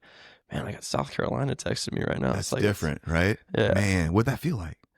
It was just insane. It was just surreal. Like, I didn't even like. I was Yeah. like, I knew I threw well. Like that was Right. the best I had thrown, but I didn't know I was gonna get attention like that. Because like the video when I watched it literally looked like I was throwing like 50%. Right. It was coming Easy. out. Like, yeah. I've looked at a ton of your video, and it looks very low effort. Yeah. Yeah. Even though like sometimes I feel like I'm trying. Even if you are, even Yeah. your like gassed up effort doesn't Yeah. look like it. Doesn't look like you're straining. Yeah. Like I used to play with a guy named Walt Patton from the area. He played pro ball, but he was a Mhm. max. You know, he was like a low mid 90s guy, but it was everything he possibly had. You know, Yeah. maxed out. It doesn't look like that when you're Yeah. throwing. So, and that's also fascinating too, because those kind of guys have a lot more in them sometimes Mhm. too. And obviously, you're 18 years old. Yeah. You've got 20, 30, 40 pounds you could probably still put That on. I need to put on it. Right. And like, if you're already low 90s, I mean, there's a reason people are very excited about Mhm. you, right? Yeah. Yeah. I mean, is it crazy to think that upper 90s, 100 is in your purview? Definitely crazy to think about, but It's I there. know. It I could know. be. I was like, I know I can get there. It could be. Yeah. Absolutely. It's not crazy at all for you to think about that. Yeah. Okay. Let me ask you this. What does it feel like to be under such a microscope? You know, everyone in your orbit, everyone in this community knows that big things are ahead of you that few get to experience. What does it felt like? Everyone's watching you, you know? It's just weird. Like I mean, going out in public, Yeah. and just having people. What does that feel like? People It's- know you. Yeah, yeah. right? It's like people coming up Oh, and it's Cam App, asking. it's Cam App, Yeah, it's Cam literally. App, Like even at like the 4th of July thing last night, it was just Right. like oh God, it's Cam App. I'm Right, yeah. like I'm just a guy. Like I'm just a regular person. Right. You're 18 but- years old. Exactly. I'm I 18 couldn't have years imagined old. dealing with what you're dealing with. I was such a It's just knucklehead. I'm like- still a knucklehead. It's just like it's not a lot. It's just like I don't even know how to describe it. It's just weird to me. Like Yeah. people recognizing me, people Yeah. asking questions about my life that Yeah. like I barely even know them. They're just like Wanting to. wanting to know me. Like Yeah. it's just cool too. Do you feel like, and think I asked this later, do you feel like people are rooting for you to fail at all? Some people. Because sometimes when you get to the top, or when people see you in this like position of like up there where they want to be, people will try to drag you down or say hateful things to you. Yeah, or I mean, anything. there's definitely some people. Not really people around me. I feel Okay. like, but like people maybe like in the area and stuff. Like I've heard people like call me overrated and stuff like that, and just like how I'm a bad person and stuff. It's like they don't even know me Right. and stuff like that. It's mostly people from like other schools, Sure. other areas. Have you but- gotten like overrated chants at games and stuff? Yeah. Overrated. Yeah, I have. It was SHG, I think, was actually one of Really? them. That happened that game, yeah. It was when I was hitting too. Right. I was like- What are you supposed to do? Right. Yeah, Exactly. not even pitching. Yeah. Right. Okay. Let me ask you this, because I can think back to my scaled down version, and this is weird even me comparing, but I played, shortstop, quarterback at Springfield High. I thought I was the man. Mhm. And as an 18-year-old, like I was getting some D1 looks and all this stuff, and like you couldn't tell me I wasn't the man. Yeah. Life has humbled me 1,000,000% over the years, but how do you stay humble? Like you obviously are in this position where you could be a first round pick, Tennessee, all this stuff. Everyone's looking at you. This position, what keeps you humble? What keeps you grounded? It's easy to lose yourself in all this. Yeah. I mean, really it's people around me that keep me humble. I mean, parents, coaches, like they're all just like they know I'm good, but they also want me to be a good person and not like show everybody up, I guess. Right. Like I feel like if I'm humble, that'll be more people liking me and like Absolutely. instead of like showing people up. I Have guess. you had any humbling moments already? Yeah, sectional game to like I threw pretty bad. Was it that your best? game. Was it your best? No, it definitely wasn't. Like it was off short rest. I mean, Sure. I wanted to go out there and get the job Right. done. I thought I could. I was Yeah. really confident, and then it just wasn't my stuff that day. And now a few words from our sponsors. We are also brought to you by The Office Sports Bar and Grill, located at 1919 West Isles Avenue. This is a really special place. I've been going there since probably 20 years, since I was in college, and there's just so much cool sports memorabilia, dating back through Springfield's history. All different high schools represented, pro guys, college guys. There's some great stuff on the walls. It's a great place to get together with friends, a great environment, inviting, warm, happy, lively, great place for great conversation, great drinks, and great food. Please go see this place. Go patronize them. We really appreciate the support. The Office Sports Bar and Grill. We are also brought to you by the Hitting Center. Attention baseball coaches and families. Are you looking for a new home for youth high school and baseball in Springfield, Illinois? Join Arsenal Baseball, the longest standing program in the area. We're proud to be the exclusive baseball partner of the brand new Shields Legacy Sports Complex, offering the best training, competition, and player development around. Interested in joining the Arsenal family? Visit us on Facebook at Springfield Hitting Center Arsenal Baseball for tryout info and team updates. Arsenal Baseball, tradition, development, opportunity. We are also brought to you by Grab a Java. They have 3 locations located at 1702 South 6th Street, 300 Chatham Road, and 3115 Headley Road, with hours Monday through Friday, 6 a.m. to 6 p.m., Saturday, 6:30 to 6 p.m., and Sunday, 7 a.m. to 5 p.m. This is my favorite Springfield coffee spot. This is Bill Legge, a former neighbor of mine. It's been really cool watching Grab a Java grow. I think very highly of this man. He's a family man. He takes care of his mother. He's done really good things with Grab a Java. They also have baked goods and some of the best coffee around. Go see Grab a Java. We really appreciate your support. We are also brought to you by BOS, Bank of Springfield, and Jason Knoedler. The Bank of Springfield has essentially a whole baseball team over there. I'm talking guys like Jason Knoedler, Justin Knoedler, Timmy Ballin Wallen, Eric Weaver, Ryan Murphy, Murph Mathiot, Frank Stefano, Greg Morantz. I trust every single one of these guys to handle my money and to steer me in the right direction financially. There are 3 locations across the greater Springfield area for your convenience. Bank boldly with BOS. We really appreciate you guys. I hear you. Let me ask you this. So regardless of if you go 10 or pro ball, you're used to being like the guy, right? Mhm. You're dominating around here. The next step is going to be a much more level playing field, even if you have top tier skills, obviously. Yeah. How do you think it will feel when you're not like the only dude on a field? You're a field full of dudes. Have you thought about that? I guess you've been to all these I was gonna showcases say, like, and stuff. at the showcases, it's yeah, kind of like you're that. surrounded It's by just them. like you got to do things to make yourself stand out, and like I just focus on what I'm good at, and that's throwing strikes, getting guys out, and just being consistent. And that's what I'm gonna do, no matter where I go. I mean, I'm just gonna do me. Yeah. Okay. I had some more questions lined up here about kind of like you being in the public, people recognizing you, but I think we kind of answered those as we went here. Yeah.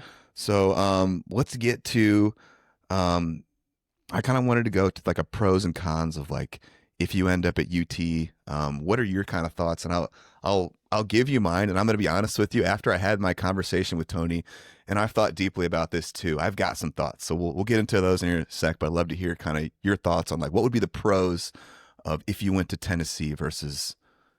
Yeah, my pros for Tennessee are definitely, it's just like you're going to play for a team that has the same goal. Like everybody's there to win a SEC championship, win a national championship, like make it to Omaha. Like Yeah. I'm in it for sports to win. Like if Sure. you're not in it to win it, then like there's really no point playing. And just like being a part of the culture of that college. Oh, man. and, I mean, Yeah. it's just something you'll never get like Yeah. anywhere else. Like even pro ball, like it's like Right. you're on a team, but everybody's kind of out for themselves a little bit, trying to move up, make their way. But like at Tennessee, it's a program, it's a family that everybody's trying to win. Yeah. Okay. And can I give you my little, my thoughts on this? Yeah. I thought about it, and I just think, I foresee you I want you to have the richest, fullest like baseball experience that you can have. Yeah. There are facts in life. There are people in this world that have special talents who are special, and their talents take them to places that no other people get to go. And I think you're going to be one of those people, right? Mhm. And I think regardless of if you go into pro ball in 2 weeks or in 3 years, there's going to be. It's not crazy for you to think there's going to be all-star games, maybe Cy Youngs, World Series, millions of dollar contracts, hundreds of thousands of $1 million contracts. All that is attainable. What I think, I'm just going to be honest, I think it'd be really cool for you to go to Tennessee for the sake of all that. But then what if you were also a national champion? Exactly. And what if you were pitcher of the year? And also at 10, like you're going to get to go and be a part, like you said, you're a relatively thin guy still, right? You're going to be with the best strength and conditioning coaches, nutritionists. This program is all dogs. It's not like you're going to lose exposure being at Tennessee, right? Exactly. And you might be, let's say you go 20 or 30th in this round coming up here. Tony thinks you could be a top 5 pick, maybe the top pick, in a couple of years. What if you're low 90s now and you're 95, you're sitting 95 with all your crazy run, 96. I don't know. Just my thoughts. I agree with that. Yeah. And obviously there's a reason that Tony is such a special guy and he has this incredible culture down there. It'd be cool. Either way, you can't go wrong. But my thoughts just kind of on Tennessee. I told Tony that I was pro Tennessee and that I was going to give you my little pitch there. But can't go wrong there. I totally agree with that. I mean, it's something you can't get back. Like, I'd love to hear, outside of Tony, what do you think about the rest of the coaching staff, the facilities there? I mean, you obviously went on a visit, I imagine. Yeah. Yeah. Pitching coach, Frank Anderson, I mean, he talked to me a little bit. He actually had COVID when I was on my visit, so he wasn't there, but I Zoomed with him. And I mean, his kind of plan he had for me, it's like, kind of sounds like something I like what he did with Garrett Crochet, I guess, just put weight on me and then kind of utilize my strengths, like attacking guys, being in the zone, throwing a lot of strikes. Yeah.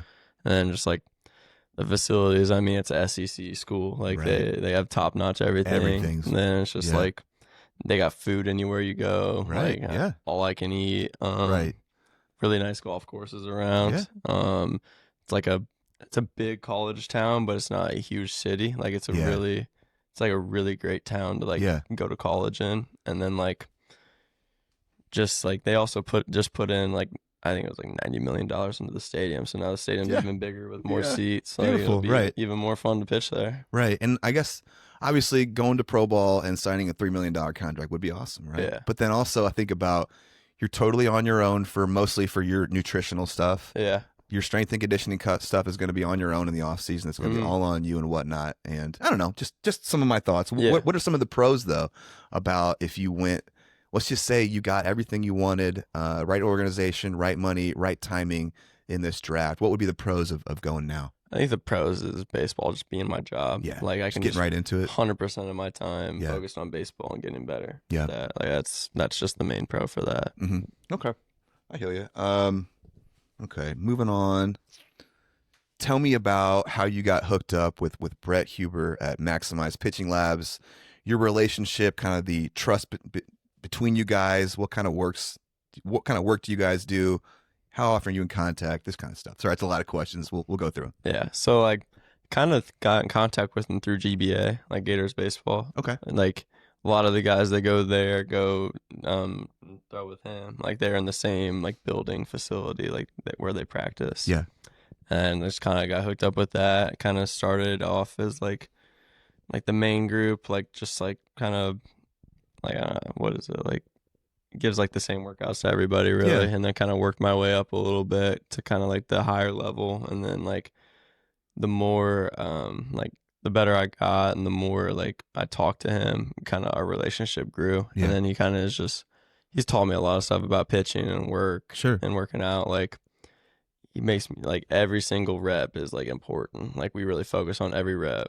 He talked about that, Mhm. about raising your intent. Yeah. About each rep, everything needs to be dialed in. You're not just running through reps mindlessly. Exactly. Like Right. he'll be watching me, and like if I'm starting to just like go through the motions and just kind of do the drill quick, he'll be like, slow it down and let's have intent with this rep. Like that. Exactly. Perfect. I gotta play this clip then. It's the perfect clip. This is called Raise Our Intent. I love how things organically happen like this. Here we go. So for him, it really, again, it goes back to that summer of being in the environment with all the best players in the country. And when you came back, we're having conversations. We're talking about each weekend and how each weekend went, and we're going to take the good and the bad. And then we start talking about just being able to stay present, be able to stay in the moment. And it's like, hey, Cam, like we had the conversations like, I know you get your work and you come in here, you work hard. It's really good. But the intent of it, let's try to raise it a little bit. Let's raise the level of your intent. Like how much attention to detail do you have on that single rep? Instead of quantity, we're thinking more of quality. Like how well can I do this rep? This is the most important rep today. And it's that rep. And when that rep's done, we move on and the next rep, the most important rep of the day. So from a work ethic standpoint, it was always there. But the more we've been around each other, the more we've worked with each other, the intent and the detail, he's really raised the bar on that. I love that. It was sharp. You got anything to add on that? That's exactly what we talk about. Yeah. I mean, we talk a lot. That's sick. Like we're always texting, and then I'm always going down there, and it's the same thing. It's just like attention to detail. You guys are in contact quite a bit. Yeah. Even just not even talking about baseball or Just life. Yeah. Okay, cool. So what would you? So more than just a pitching coach, like a friend, mentor to you. Exactly. Yeah. What's so special about him that you feel like you guys are just so in sync? I feel like we got similar mindsets. Okay. Like he was kind of like just like a dog, really. Absolutely, yeah. That's just what he is. He's been places that you're gonna go. Exactly, for and sure. he's got experience, and he knows his way around like the baseball life, and that's exactly like what I need. Beautiful, man, friend. I love that. Let's go into some clips then. Are you cool with that? Yeah. Let's go. All-American human being. Yeah, no, I think if I have anything to say, Cam is just all-American. He's a great kid on and off the field, and you see that. Teammates love him. His friends love him. Everybody at Max Mike's pitching lab looks up to him, and he's kind of been a huge part of our culture and setting the culture. We've had guys come, before him that have really kind of set our mentality at our, pitching lab. And he's been the guy that stepped in and has taken that realm of, hey, this is how we go about trades here. This is how hard we work here. This is how much attention we have here. So it's really cool from not just from the sports side of things, like the kid's just awesome. Like I said, he's a kid, and I can't be more excited about him and what his future holds. High praise. You got anything to add, or you want me to just keep rolling? I got high praise for him too. I really appreciate everything he's done for me. Love it. Next one will go the command. So I think the separator for him is the command. I really do. And again, I continue to kind of touch on some things, but a lot of guys at this level, pitchability is, some guys have it and some guys don't. Some guys are still trying to figure it out. One thing, Cam's velocity continued to grow. Command almost got better. The efficiency and his delivery to the mound, it's super repeatable. And it was just, like I said, it's strike one, strike two. One thing that really separated him last year was the ability to go in fastball. A lot of high school guys cannot. The events he was at, I was able to watch online, and we would discuss that in between, his outings on the weekends at the events he was at was like, the fastball in, like you're winning. That's it. Yeah. But he is, I love to say it, there's so much characteristics and qualities that he gets from golf. Golf is, the one swing at a time at the slow pace. He's able to have a really good tempo on the mound, but Yeah. he's also really to be able to slow the game down, and he's in control. So one thing too that I like is the feel that he has, and Okay. that's one thing I've been able to progress so well is the intellectual conversations we've had with him about how he's moving. Hey, let's do this early on. He had really good feel, and he could catch on to those things very quickly. And that transfers over to the pitch design. So we talked about the fastball. The fastball has been 89, 93 this season, and I think it's going to continue to get better just because the more he's on the mound, it's going to get. Just like last spring, more of that 86 to 90, touching 91. And then the more he threw in the summer, it became that 91, 94, touching 95. And I think that's what we're seeing right now. So he's actually a step ahead of the game from where he was last spring. So it's at 89, 93, and I think that'll continue to get better. So the velocity obviously is part of the repertoire with the command. But the one thing going back to the feel, so he's a slider. Good enough and has good enough feel that he can manipulate the slider. So a lot of people that have reached out this spring to kind of discuss that. Hey, does he have two shapes to his slider? And it's like, yes, he does. He is able to get more horizontal on the slider, or a type A of the slider, and then a type B, he can get more depth to the slider. I think really good at in game. Whether it's around your lips or what kind of swings this guy's getting, and manipulate that. Wants more horizontal sweep look to it, or if he wants more that kind of the curveball shape with more depth to it. Last summer, too, was awesome from a standpoint of really developing his changeup. That is one thing that he wanted to work on. And that's one thing we talked about. Hey, you walk into Tennessee, you want to be a reliever or a starter? I'll start. That's really hard. He started throwing it in the summer. And have a lot of that. And one thing that we're finding. It's a long clip, but he had so much high-level pitching talk in there that I couldn't cut anything out. But do you have thoughts on any of that, especially at the end when he talked about, do you want to be a reliever or a starter? Do you have strong feelings about that? I want to be a starter. Yeah, that's it. I mean, I want to start games and go deep into games. Why? Well, any particular reason you feel like you want to be that guy? I just want to be, that guy.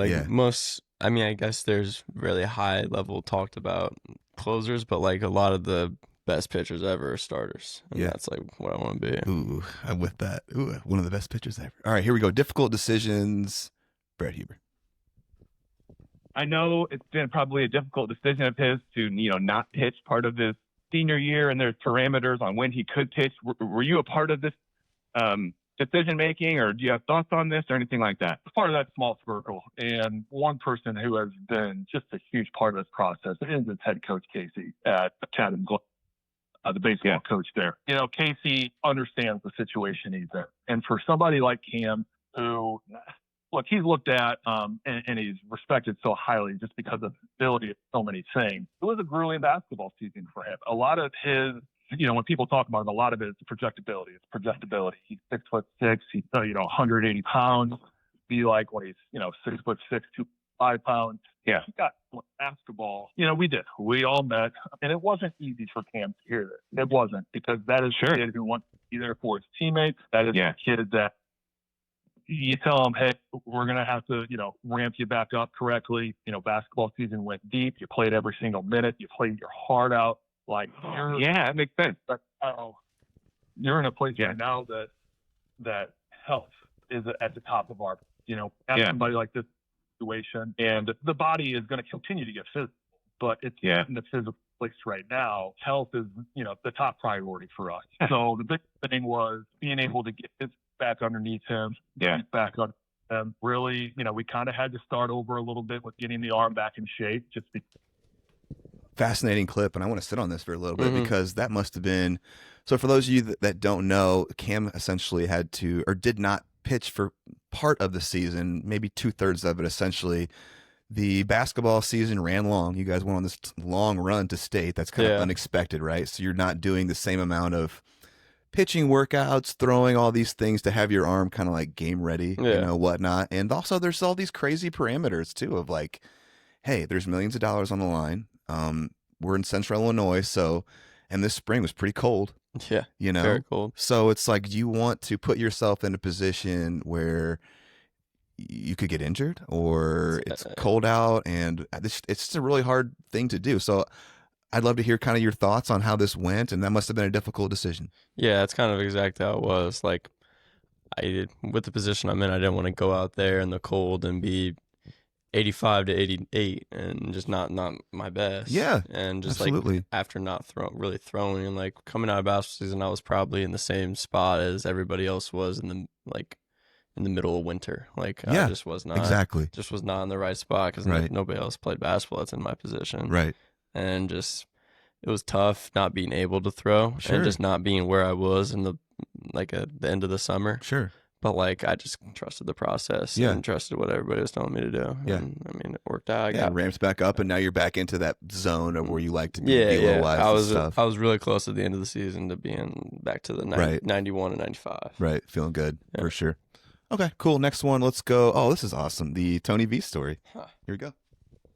Man, I think the coolest thing for him, just story-wise, and it just shows how much people really see in the kid. To have Tony Vitello call me, I moved basketball games to go to the state championship. Tony Vitello called me and said, "Hey, I'm coming to go watch him play basketball, and let's do it." So it's like, well, this is happening. It's just how much is invested in Cam. You know, he drove to Nashville that night, which is about a 3-hour drive for him. He went to Nashville, to Springfield, I believe it was at the convention center. You know, we met, we had some dinner beforehand. We went and watched the game. Little did Cam know, he had no idea Tony was coming. To be there with Tony and then to watch Cam, you know, basketball's been a passion for Cam. It always has been. As much as probably, you know, there were some outside people probably saying, hey, like, maybe not play basketball. You know, you have a lot to look forward for. The one thing with him was, no, like, I'm going to be there for my teammates. Basketball has always been my passion. This is my senior year. I'm going to play.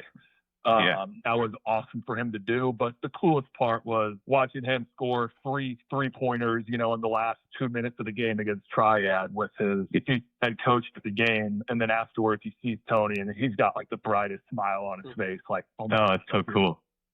And just to watch those two interact with each other and talk about the game, I think it showed a lot about just the moment that Cam was in. And it just goes back to what I said. He's a winner. He's a true competitor. And to be able to take into the game like he did, to take his basketball team to the state championship and to find out Mr. Head Coaches at the game, I think it was. I'd love to hear your thoughts on this. Seeing Tony up there, I'm just, you know, just like one of the greatest college coaches in the game right now, just sit up in the stands. It's just like I didn't even know it was coming. Really? So like when Surprised you? After the game, after I was celebrating, I like look over and I see Brett, and then right next to him I see Tony. I'm like, what is he doing here? Yeah. And I mean, they didn't tell me because they didn't want me to get nervous before. Right. I mean, but So you didn't see him up there during the game? No, they were like up in the corner, I guess. I kind of saw him in the video from after the game. Did you dunk in the game?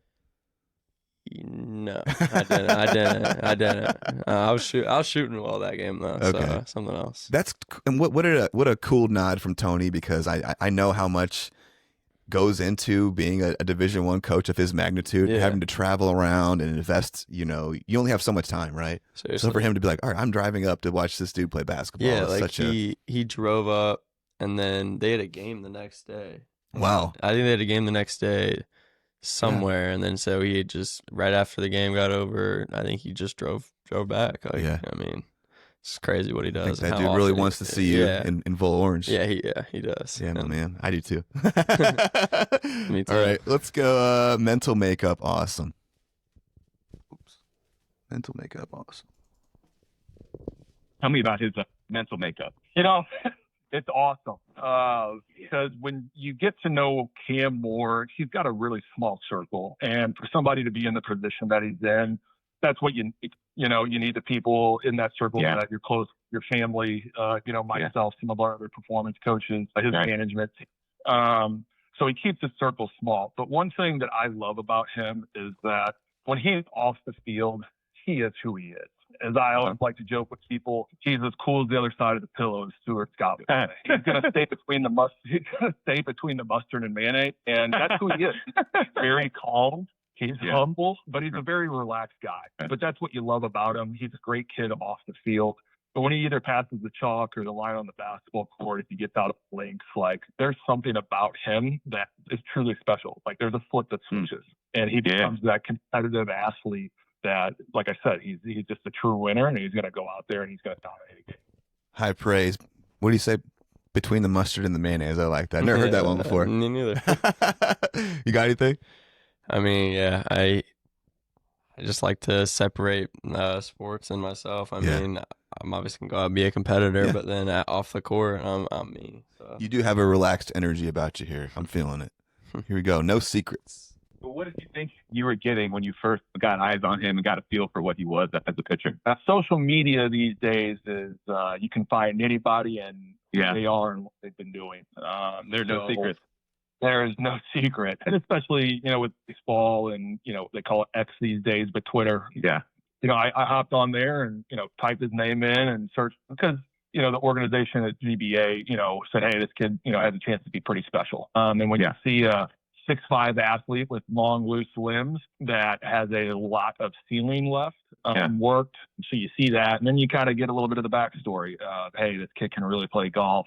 This kid can play basketball, and I'm like, all right, well, I've heard that before, and then our first experience. So what we do with our athletes, we do assessments. We're assessment-based, and we program our guys. So he came in for his initial assessment. So we gave him a, assessment on the pitching side. We gave him an assessment on the strength side, and we gave him a assessment on the mobility side. Right out of the gate, you got a 6'5" lefty. There's a lot to like already. But then you kind of the arm work, how the body's moving. There were some deficiencies early on, from his assessments, but a lot of it had to do with the strength side of things and the mobility side of things. The athlete was in there. You could see that on day one. Yep. So we programmed him from there. But no, I mean, first look, you do. I've been doing this for 10 years. We've been fortunate enough to spend probably over 250 athletes now to the next level of college. In the last 10 years, we've had 15 guys either signed professionally, drafted, or from a free agent. 2 years ago, we had the 7th pick overall, which is the second round, a kid out of high school named Xander Meath. And then last year, we had a kid out of high school by the name of Ethan Bagwell, who was a 6th rounder with the Atlanta Braves. So we have seen the talent come in, and we do have professional athletes that, train in the building in the off seasons. Right away, when you see Cam, the backstory, you see the live arm early, and you do, when you're in the industry as we are, you look in the future. Is this guy going to be in 5 years? So right out of the gate, I mean, we knew we had something special. Yeah, it's kind of where it started. Cool. That's the end of that clip. You got anything? No secrets? Okay. Yeah, it's just kind of. Yeah. Let's go. Last one from Brett. He was incredible too. And funny thing between him and I, so obviously he was an Ole Miss guy, right? Mm-hmm. And I went to Murray State, and Murray State just made this run. So after I did my little talk with him, we go back and forth a little bit. I was sending him some texts when Murray State was giving it to Ole Miss in the regional. I don't know if he liked it so much. Yeah, he loves the Rebels. And I love my racers. I hope he took it well. I meant it to be a joke. He took it well. Okay. Yeah, we always talk a little bit about Tennessee and Ole Miss when they're playing. Okay. He talks crap. I talk it back. This will probably be the only chance I ever get to talk like this about Murray State. So I had to take this time to give it to all these guys that are at Ole Miss and whatnot. All right, here we go. He's in a great position.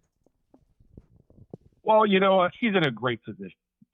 He's in a win-win spot to where he has the opportunity of possibly his name called on draft night, or he gets to get play for one of the best college programs in the country in Tennessee. Absolutely. So, the ceiling, I think, whether he continues to play the game at Tennessee or, if he's going to have to make a decision if he wants to continue to play it professionally, I think either way, whatever route he takes, I think the kid at some point, you're going to see him in the big league field. Love to hear that. That concludes our Brett Huber clip. So thank you to that guy. He was incredible. Really cool that, the impact he's had on your career here. Yeah, it's really propelled me. Let me see. Yeah, propelled. Okay, cool. So then moving on, this is a cool question, I think. You spent a ton of time with Brett. Has he helped you become your own coaching ways? Like what I mean by that in terms of when you feel something is off or if you're missing in a certain place, do you feel like you have kind of the mental checklist from working with him of okay, this is going wrong. I need to look at this. Yeah, I feel like he's taught me a lot of things. Just drills we've done, feels that I've learned. I feel like I kind of know myself a lot. Yeah, like he does. Understanding who you are as a pitcher. Yeah, exactly. Awesome. Self-assess. This is cool then. So I got a couple Major League Baseballs over here. Mm-hmm. Pick up one, and first of all, let's give me an autograph. I got a Sharpie right there. Sweet spot it. And then what I'm going to have you do here. Yeah, you've been working on your signature? And boy, sweet spot, please. So So what I'm going to have you do is we're going to talk about your pitching arsenal here, kind of pitch by pitch, and how you like to use them. Okay, cool. We just set that one down, and then I'm going to have you show me your grips, and we'll just talk about some fun stuff here. So let's talk about. Tell me about your arsenal that you're using now. Let's go pitch by pitch and how you like to use them. Yeah. So I mean, start off with the 4-seam.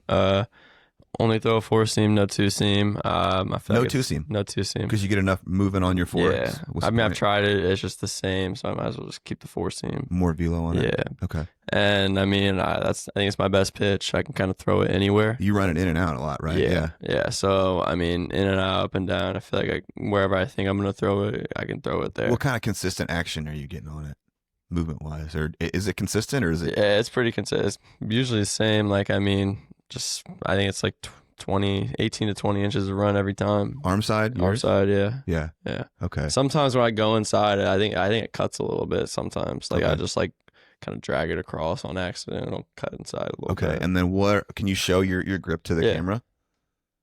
And then what are you thinking in terms of like finger pressure or anything like that? Or not really. I kind of just try to like my thumb. I used to like be like really like a lot of pressure with my fingers and thumb on the ball. Now I kind of just try to like set it right under a little bit and just be loose with my grip. Okay. Like, yeah, I don't really put too much thought into like how I'm holding it. I kind of have how I hold my ball. Like I know how I'm gonna do it. Yeah. Okay. Let's go and move on to the next pitch. All right. I call it a slurf, but Yeah. I've seen it called slider, sweeper, curveball. I mean, I call it a slurf just because there's multiple different like ways it goes. Mm-hmm.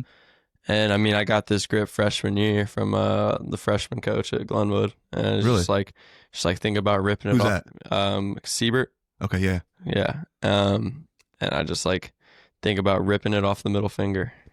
Really? Yeah, that's really my only thought. It's just keeping the arm or the same speed as the fastball and just ripping. Like that's kind of the same only thought I have. And like if I want to throw it more vertically, I'll think about just kind of getting on top of it, or if I want to throw it more side to side, like to a lefty or something, I'll just think about coming across it a little more. Interesting. Well, okay, you got a change up too? Yeah, and it's just a 2-seam circle change. Yeah.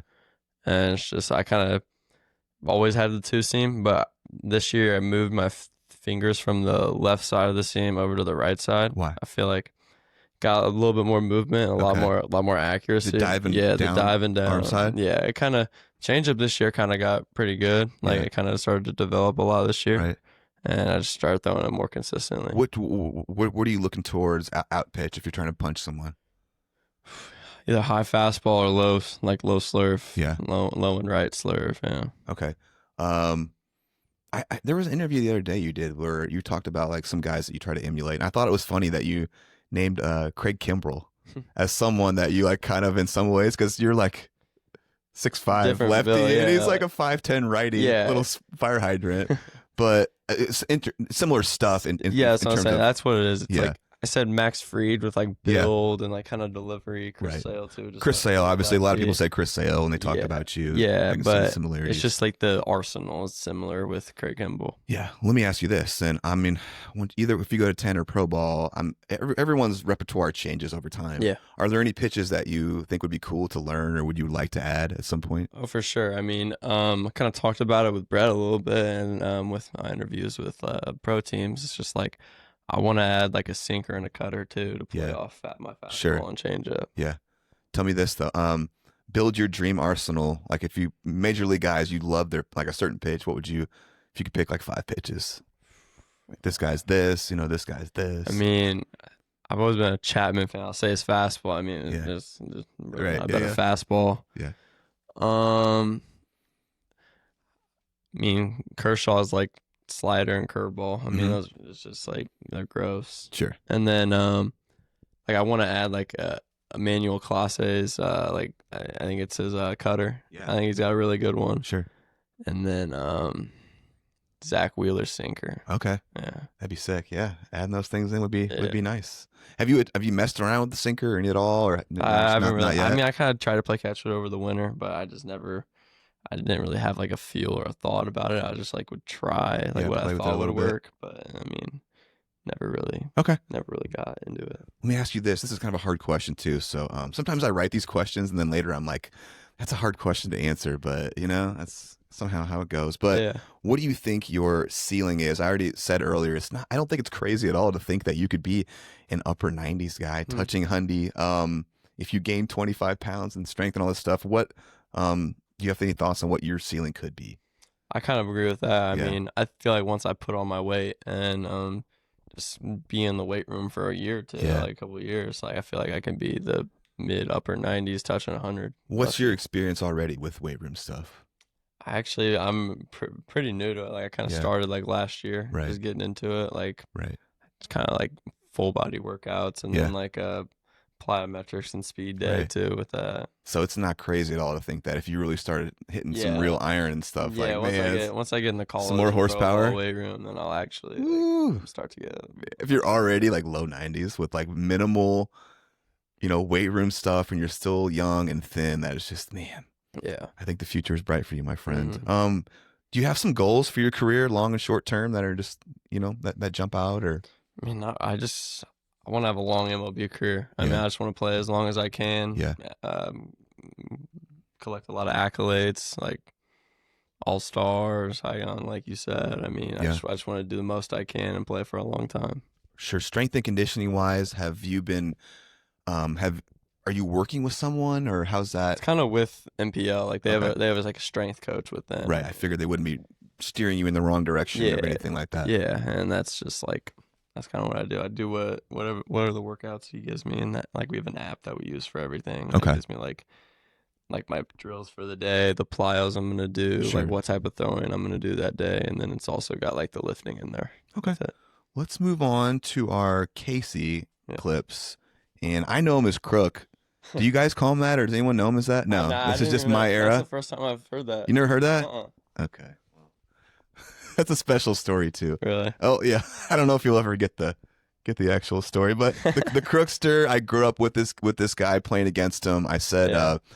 I said during the podcast with him, listen to it too sometime. He had an interesting career, but a trivia question that no one will ever ask is, who has Casey played against the most in his life? And it'd be me, because I grew up playing basketball against him, flag football, baseball. We battled for a long time against each other. So I'm going to take part credit for Casey's success. I'm just going to go ahead and take it right now. So turn him into a competitor. Yeah.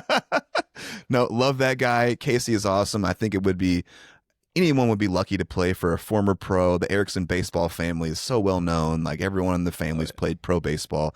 Before we get into our Casey clips, tell me a little bit about Casey as a coach. What do you like about him? What stands out? Why is he respected? Why is that, I mean, he's just such like a baseball mind and a good coach. Yes. He honestly gives me like Tony Vitello vibes, like Ooh. playing for him. Like Ooh. I mean, same vibes around him. It's just like Yeah. he's there for his guys. I mean, he's gonna do whatever's best for like the team Yeah. and you individually. I mean, it's just like Yeah. the guy you want to play for. Absolutely. He's an awesome guy. He's got a sick mully going too right now, doesn't Yeah. he?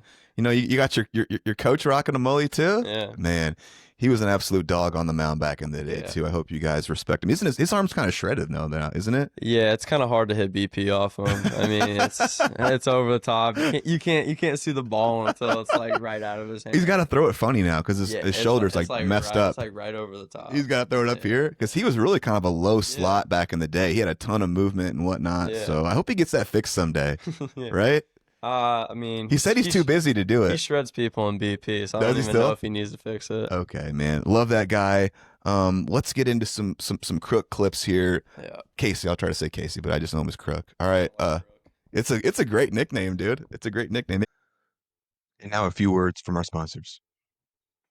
We are also brought to you by Safe House Home Inspections. They can be reached at 217-350-0350 or info@safehouseil.com.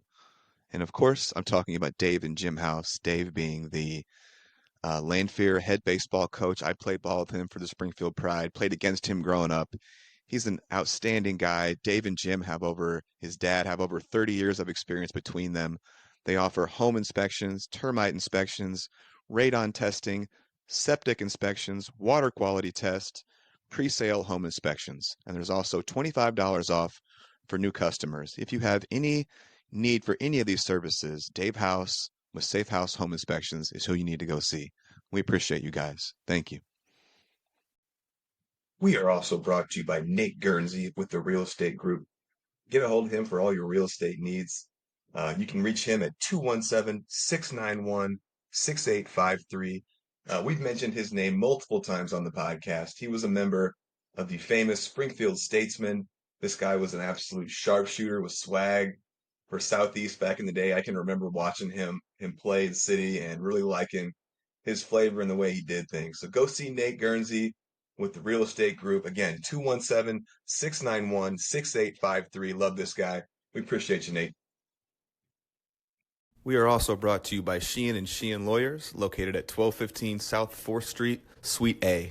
They can be contacted at 217-544-0701. I'm talking Pat Sr., Pat Jr., and Willie. They can be contacted for adoption needs, agricultural law, business and commercial law, estate planning, real estate planning, taxation, traffic and minor traffic offenses, personal injury, wrongful death suits. And I grew up with Willie playing baseball on the Southwest Braves. We were state champs. He played high school baseball and soccer at SHG. Pat Jr. was an accomplished baseball player at SHG, SCI, and finally the U of I. We really appreciate the Sheens here. Love this guy. Love this family. Great, great family. So go see these guys. Appreciate you. We are also brought to you by Sitco Chiropractic. They can be reached at 217-525 and sitcochiropractic.com. They offer chiropractic care, corrective exercises, lifestyle advice, nutritional counseling, spinal and postural screenings. They are located at 205 North Grand Avenue. Love the Sitco family. From the dad, Steven, to Kyle and Casey, I grew up with them. Their brother, Tyler, was a big-time baseball player at SHG and SCI. There's a reason they have over 70 ratings on Google, and they're all 5.0. These guys are great. I went to them a few years back for some back issues I was having. They'll fix you right up. Go see Sitco Chiropractic. We are also brought to you by Hammers Radon Mitigation Solutions. You can reach them at 217-670-4292, hammersradon@gmail.com, or head on over to their website, hammersradonmitigation.com. They do exactly what you need. This is everything radon that you can think of. This is Les Hammers. This is a Springfield firefighter, a former standout football player at Jacksonville, a Truman State, and then played a little pro ball, a little arena ball himself. Since opening, Hammers Radon Mitigation Solutions have become masters of their craft. Their commitment to quality mitigation, exceptional services, and incomparable customer care keep our homeowners safe. They never stop improving and will continue to expand their offerings. Get in touch with Les today. You will not be disappointed. We really appreciate you guys. Thanks, Les. All right, Cam's stuff. Here we go. Yeah, fastball is, something that he can run from 88, and we've seen it up to 94. So I guess it depends on the day, how he's feeling or whatnot. But when he's fully, feeling 100%, everything's great, and he's throwing 92, 93, touching some 94s, it's a very smooth delivery. And then all of a sudden it's just this quick, like 3/4 arm slot, just whip. And the ball just explodes out of his hand, and it just has a lot of movement on it. It ain't straight. It's 91, 2, 3 with movement. So yeah, his fastball, it was amazing to swing and miss with. We got a small sample size with Cam, but this year I think he finished with like 30 innings or something like that, which is not a big body of work for a senior arm. Right. But a couple games, I can remember one, the Jacksonville game in the regionals, he struck out 14, and it's like he's just throwing balls by guys. It's just throwing it by him. First time through the order, second time through the order, and that's when you're knowing.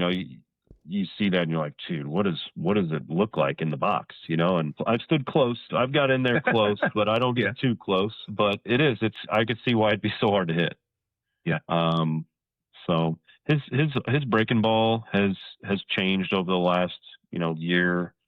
Mm-hmm. I think his junior year, he kind of just flipped it in there. Wasn't like a huge, sharp, big break on it. It was more of just like, whoa, what's that? Like here's a little slide piece that you're going to not want to, you're just going to see it and you're going to go, well, I can't swing at that, but he threw it for a strike. And then this year he obviously did a lot of work on that in the off season this winter. And it was more of it had better tilt on the break. It was harder. He was definitely throwing it firmer, and it was sharp. I didn't see it really get put in play that much.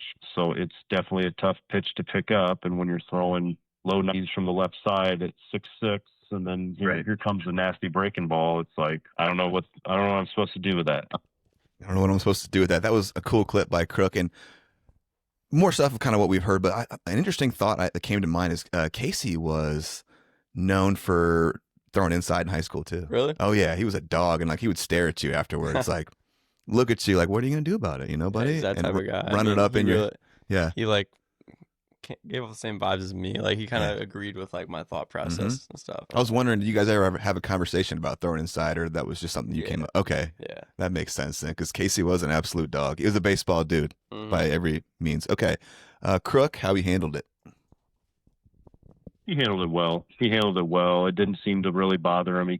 He knew it was going to happen, so it's like I can't really change this. Like they're coming to watch me no matter what. But I thought he handled it well this year. He didn't let. I mean, obviously, I think deep down he knew like, hey, I gotta make sure I'm this, make sure I'm taking care of that. He really just went about it like a normal start. He'd go get his pregame warm-ups in, his stretching and his band work and all this stuff that he does, and then he'd just go out and pitch, and let he'd worry about what they thought after outing was over. Then he would say, all right, how hard was I throwing? Like, what did they think of my command? Stuff like that. Okay. But no, he didn't really sweat it too much. It didn't seem to bother him. It's cool to have a coach that not only has been through the draft process, getting attention like that, but also all these other Chatham guys that have been running through in the past, 10, 15 years that have had kind of similar experiences, and he's been around that. Do you have any thoughts on that at all? Yeah, I mean, it's really nice to have a coach that's like that. Like he knows what I'm going through, what I'm going to go through, and like what I need to do to get there. Love that. It's helpful. Love that. Next one is progressions. Made some jumps as a junior to kind of like mid to upper 80s, and then this big jump as a senior to low to mid 90s. Can you speak to that at all, like the progression? Yeah, it happened really fast for him. And then, like you said, I think his sophomore year, he was kind of going through some growing pains, I would call them. Okay. Growing into his body? Yeah, I think so. He wasn't polished. His command wasn't the best. He was still trying to figure out his delivery and what that's going to look like and what the tempo and the speed was of it. Yeah. He was still figuring that out. And then, once he did, I think it was the summer of his, summer of junior year is when kind of everything exploded.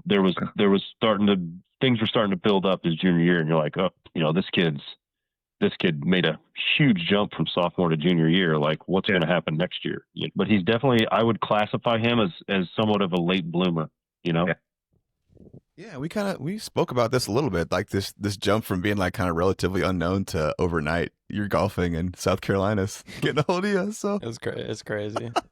I still can't believe that, man. Because a lot of people, I feel like, start getting noticed. Like I just had a guy on that signed with Louisville in 8th grade, you know, and like some guys have that where they're like real studs real early and they're used to this attention, and it's kind of like a normal progression. And yours was kind of like, oh, all of a sudden I'm like a first round talent. Exactly. Like, where does that come from? So it's like interesting how it worked out.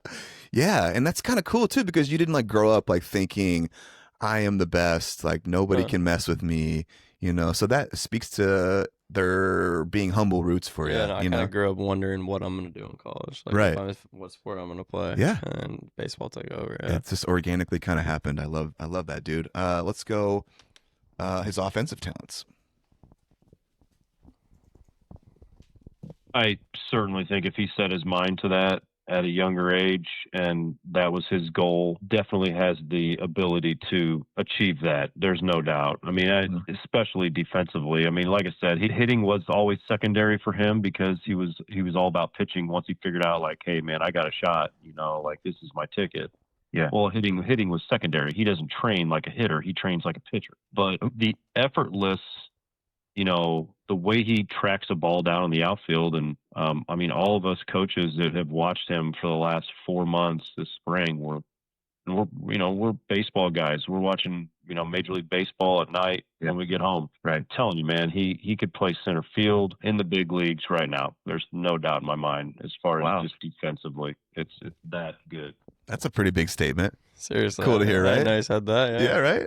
I know. That's one of the cool things about I kind of stumbled on doing this with this podcast. Like I didn't know how clips were going to go, but I had Ryan O'Malley on and I played a clip from his dad and he got emotional right away. And I was like, oh, this is what separates us. So hearing the live, interviews of these people that are involved in your life, it's gotta be pretty cool, right? I guess. Yeah, I mean, I don't know. I always knew they were close to me, but it's just like hearing them talk about me and what they think about me. It's pretty cool. Wait till we get to Tony V, my friend. All right. Next one is going to be fun to be around, and then we're going to round it out with best athlete.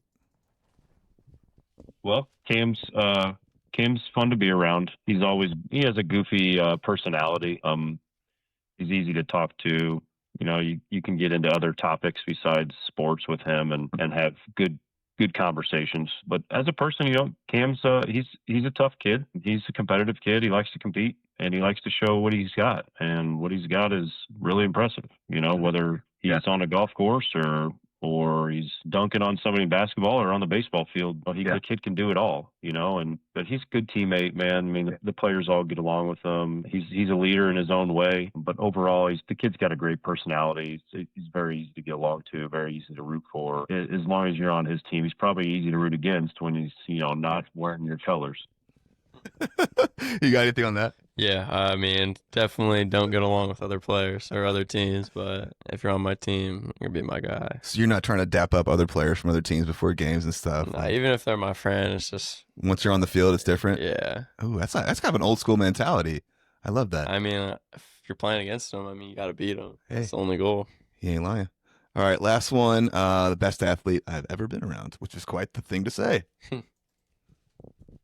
Yeah, I told Cam, the last game of the year this year when it was over and we lost, and I told him, I said I'll still say to this day, man, you're the best athlete I've ever been around. He's just, for a guy that size, to have the speed, to have the ability with the bat, his center, to be able to track balls down the outfield, on the mound, when he's on, it's unhittable.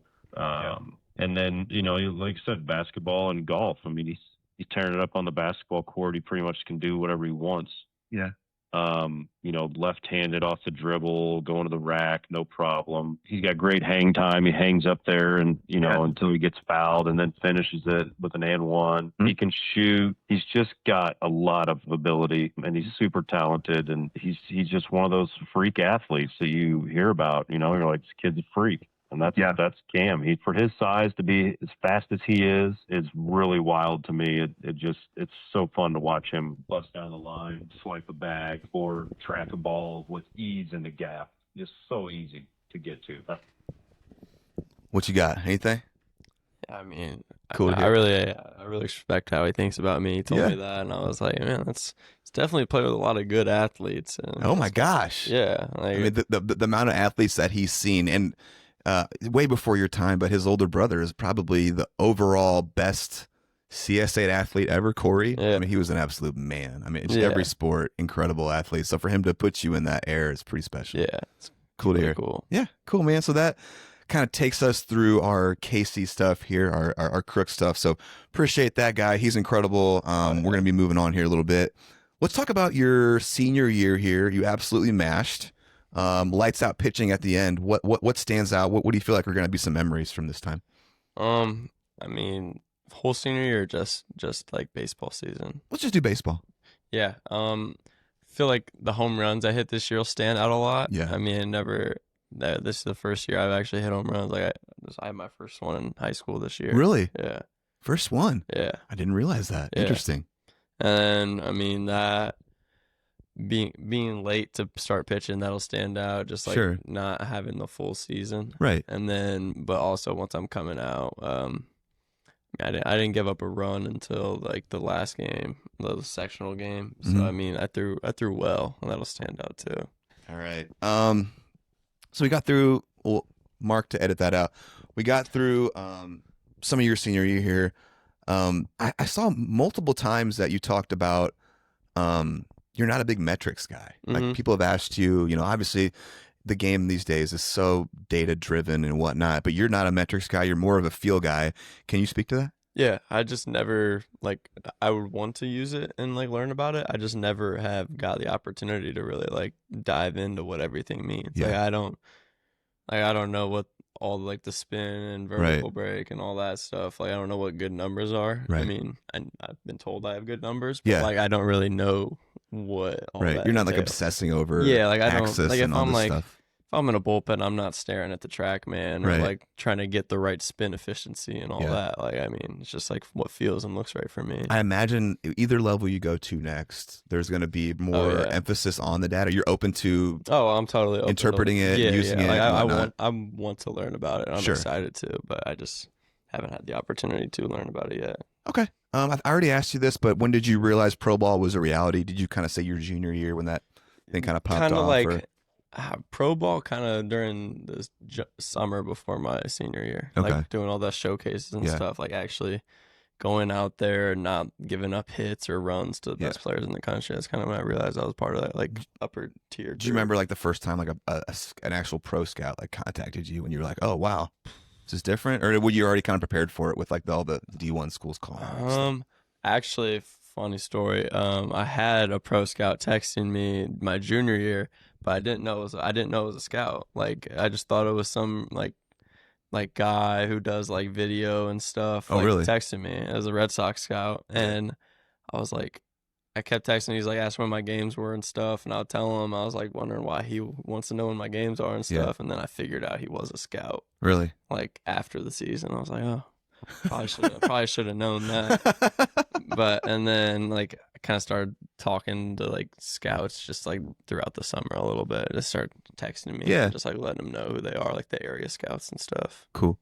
We're at like an hour and 45. You doing okay? Yeah, I'm Rolling? Cool, man. This is so fun. From what I think I know, you've got like a management team. Yeah, Take a drink here. Go ahead, Yeah, buddy. it's I'll like- do my question. You got like a management team, which is so I don't even understand how that works, but I'd love to hear kind of like how that came about and what all they do for you, and why is there kind of a need for that in the position you're in? Yeah, so I guess technically it's not like an agent yet or like that. They're called my advisor until I actually sign in the draft. Yeah. But no, I mean they just kind of help me like kind of like get me out there a little bit. Like they talk to scouts for me. And Okay. kind of figure out what scouts are thinking and then report back to me. Get me like card deals and stuff like that. Like NIL kind of stuff like Yeah. that. Like I've signed a couple card deals a little bit. Really? Just like they send me 1,000 stickers to sign and they'll pay me a little bit for them and Really? stuff like that. So they kind of navigate that. Yeah. Kind of just like taking care of my like the small stuff in my career Yeah. for me. Like, it's just- Interesting. yeah. Right. That's fascinating.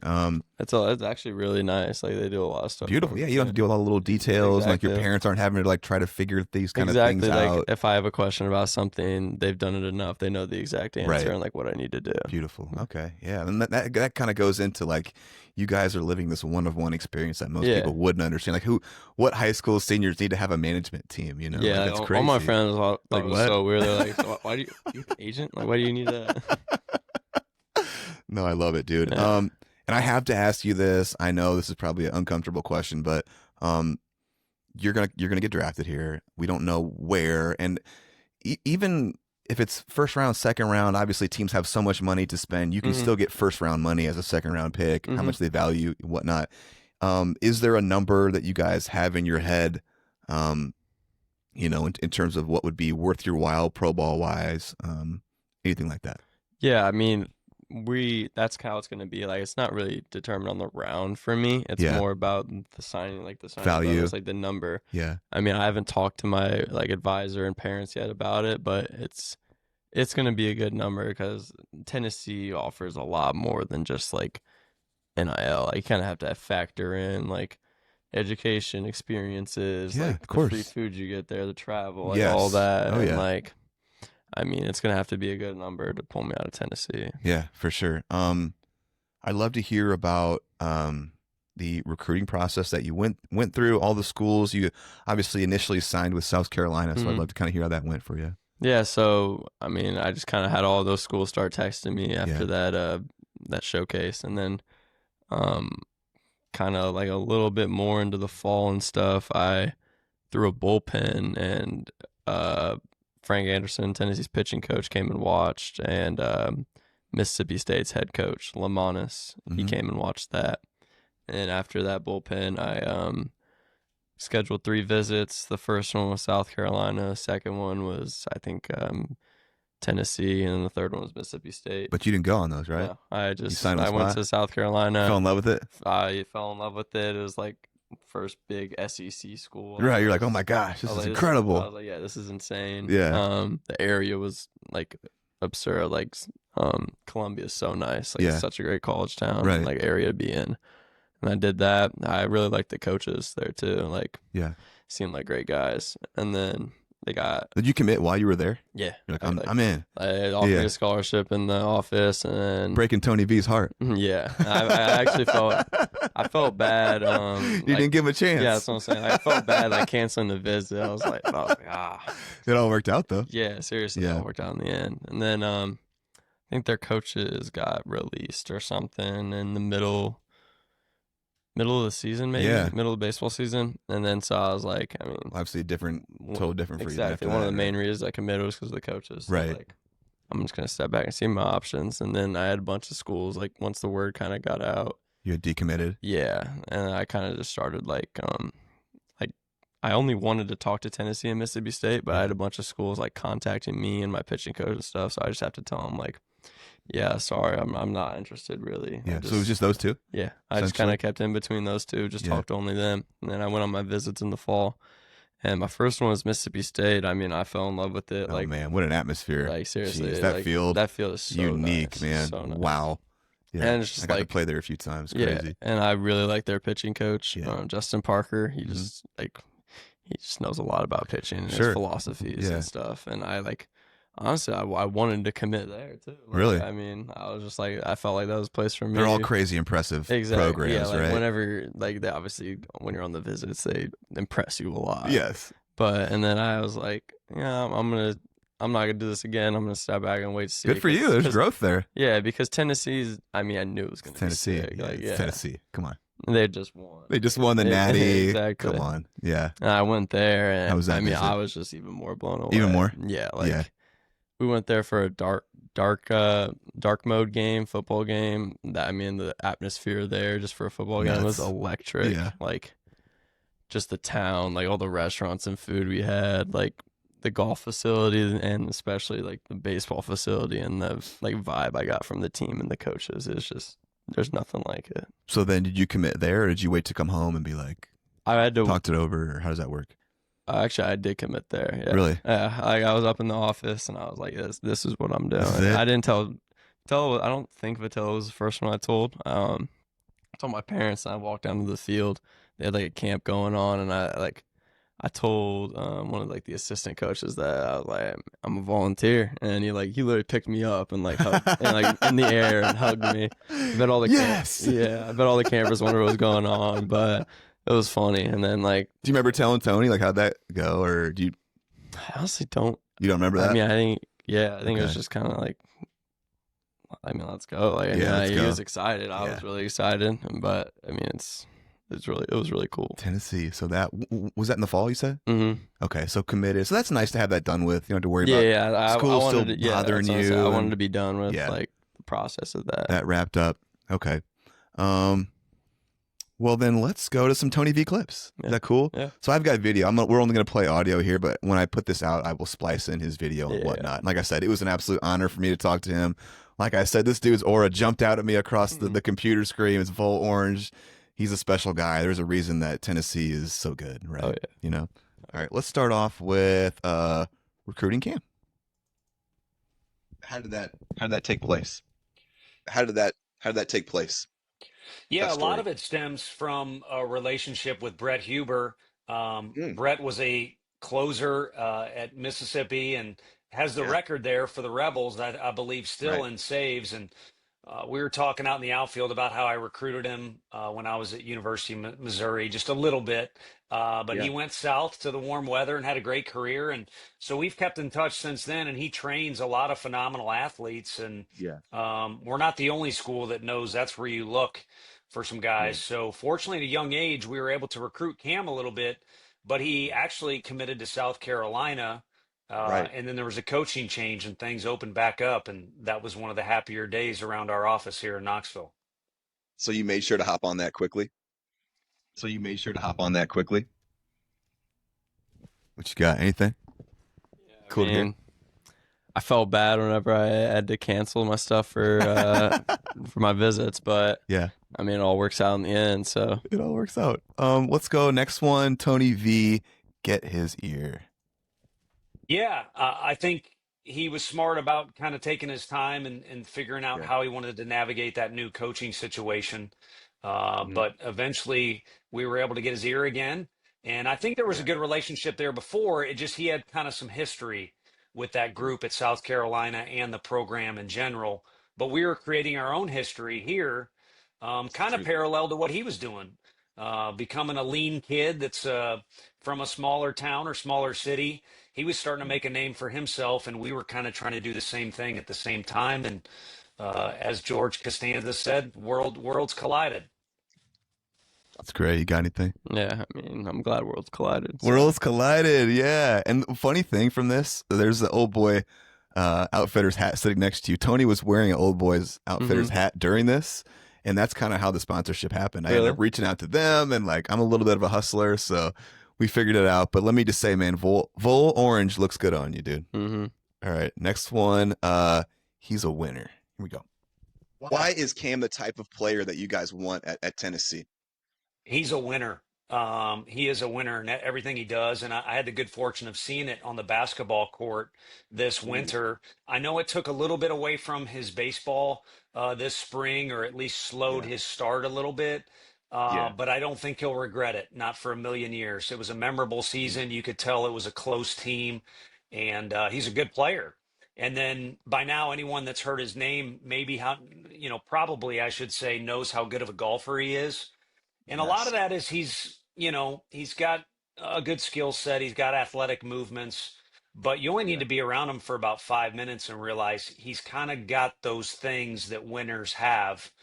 The way he talks, the way he listens, the way he competes, the confidence he has, the slow heart rate he kind of seems to have. He's got composure, if you will.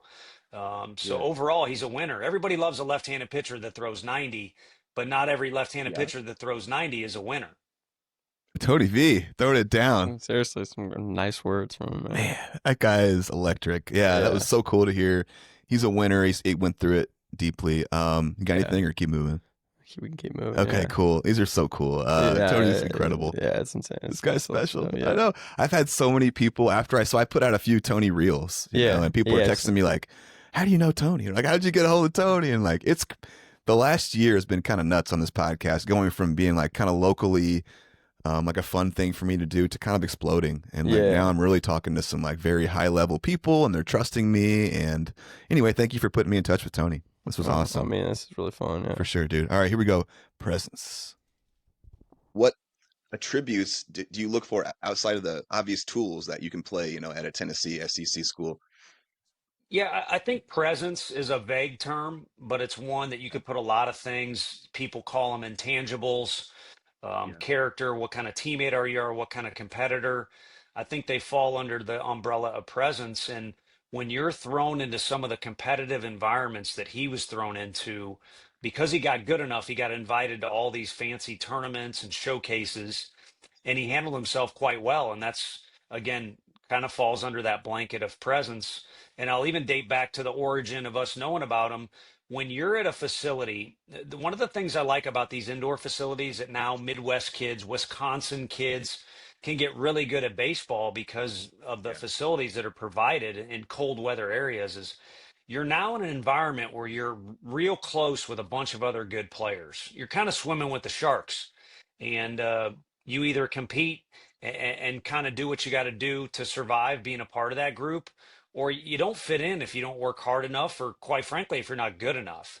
And so even in that facility, I know he was well known as a good dude and a good worker, and, quite frankly, a great athlete. I love that. You got anything? I mean, just hearing all these nice words from I love Tony V. You guys are I'm excited to be around him. Oh, yeah, dude, this is crazy. He's a special guy. Here we go. Magic combination. Yeah, athletically, he's gotten the movements you want, and yet he doesn't quite have the muscle that he eventually will have, and he certainly is not physically mature. So you'd like to think you're kind of tapping into the magic combination there of, man, The ceiling everything's is kind so of high. everything's moving and working the way you want. It just Yeah. the one thing that's missing because if a guy doesn't have anything missing, he's going to be the top 5 pick in the draft. But everybody's got Yeah. something that you're dreaming on, or that can Yeah. come with a little bit of time or with work. And with him, I think you sprinkle in a little physical maturity, or just as he gets older, I think it's only going to complement the way his body already acts and reacts athletically. The game was a blast because I got to go with a former teammate, Dan Pietroburgo, who lives up that way. And then with Brett Huber, who again has been a good resource, but honestly has become more of a friend than anything. But you mentioned the time it took. It's a whole nother story, but the drive there and back, there was a lot of things that went on. It was a haul, but those kids on the court made it all worth it. It was a phenomenal game in front of a big crowd. Right. And my favorite part that I sent to some of our guys on our team that knew him from his visit was end of the game, no shot clock. He's got the ball, dribbles it at half court. Everybody clears out. We know what's going down. It's a tie game, and Cam's going to put up the last shot or not. Well, intelligently, they foul him. So now let's inbound the ball and restart that whole same process, and everyone knows what's coming. He attracts a crowd, dishes the ball off like a great teammate would do. And I forget the kid's name, but man, did he compete. I think he's a football player, but he made a short-range shot to win the game for his team, and it kind of spoke to who Cam is as a teammate. I mean, he's unselfish despite the fact everybody knows he's kind of a budding star. Incredible. Do you remember this end of the game? Yeah. I mean, Johnny Helm finished it out. Yeah, Johnny's a dog. Yeah. Yeah. Love that. He's probably the hardest worker I've ever played with. Really? Yeah. Shout out. Here we go. Okay, cool. This next one is called I Didn't Like the Dunks. Here we go. Have you seen any highlights of his dunking? I mean, this kid can absolutely sky. What an incredible athlete. Those I did not. I like seeing the shots and I like seeing him play, but I didn't like the dunks. That makes me nervous because it does show how explosive of an athlete he is. Yeah. And Right. our goal is to get him on our campus so we can be the ones to prepare him for the big leagues. But obviously, some of those major league teams will talk about how their minor league teams can do that for him. Got anything? Keep rolling. For that one, yeah, keep it rolling. All right. This next one is called the Bob Knight story. This is cool. I really like watching how he interacts with his parents and with Coop, his brother. I think Bob Knight has a story in one of his books where he's doing an in-home visit, and the player that was rude to his mom, and Bob Knight, everyone knows how extreme he was. Just got out of the house, just flat out left. Said thanks for everything. And that's an extreme case, but you watch him interact with his teammates and it's what you want, but you take it to the nth degree when you see how he is around his folks and around Coop. And, what we're all looking for is a safe thing. Like if you invest your money in the stock market, you want a lot of return on your investment, but the number one thing you want is to kind of feel good about it. At least that's from my perspective. And same thing in recruiting. We're always kind of asking what can go wrong here.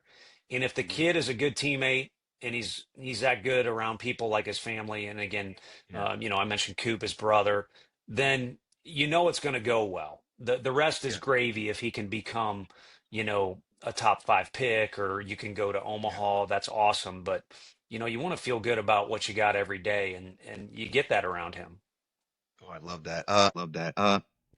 Incredible to hear him talking about that stuff. And it's just interesting that, that the coaches are looking at things like that, right? Those little subtle things. You got anything? Yeah. Actually, he was talking about Coop, my brother. Yeah. Sometimes I feel like he's more close to Coop than He talked me. about him a lot. I got another clip that's just called Coop Fits In. Like when we went on the visit, and honestly sometimes felt like it was more of a visit for Coop, honestly. I mean, Coop was like making deals, talking to him. Like first night we were there, Tony brought him to go get ice cream in his car and stuff, and like I'm sitting in the driver's seat and stuff, and like it's like you're playing second fiddle to Coop. Exactly. Like Coop thought the visit was for him. Like he was there to have fun. Tony, I'm ready to sign. Yeah.